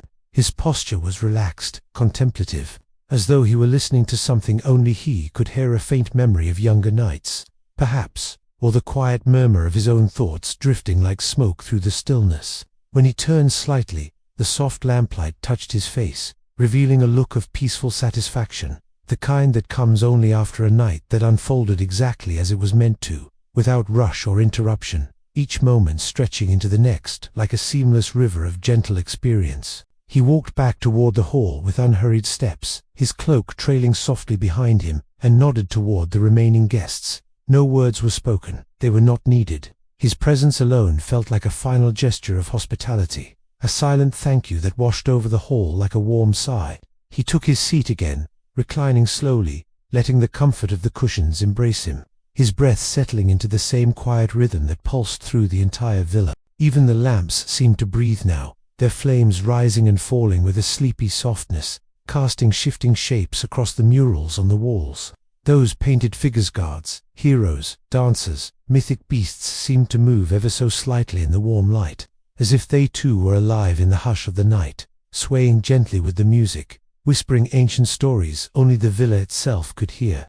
Their colors glowed faintly, their outlines softened by centuries of watching countless evenings just like this one drift into peaceful dusk. Farther down the corridor, beyond a half-open doorway, you could see the soft glow of more lamps, illuminating the path that led deeper into the private quarters of the villa. A few guests quietly made their way down that hall, their footsteps barely audible, their forms drifting into shadow like ghosts slipping into a deeper dream.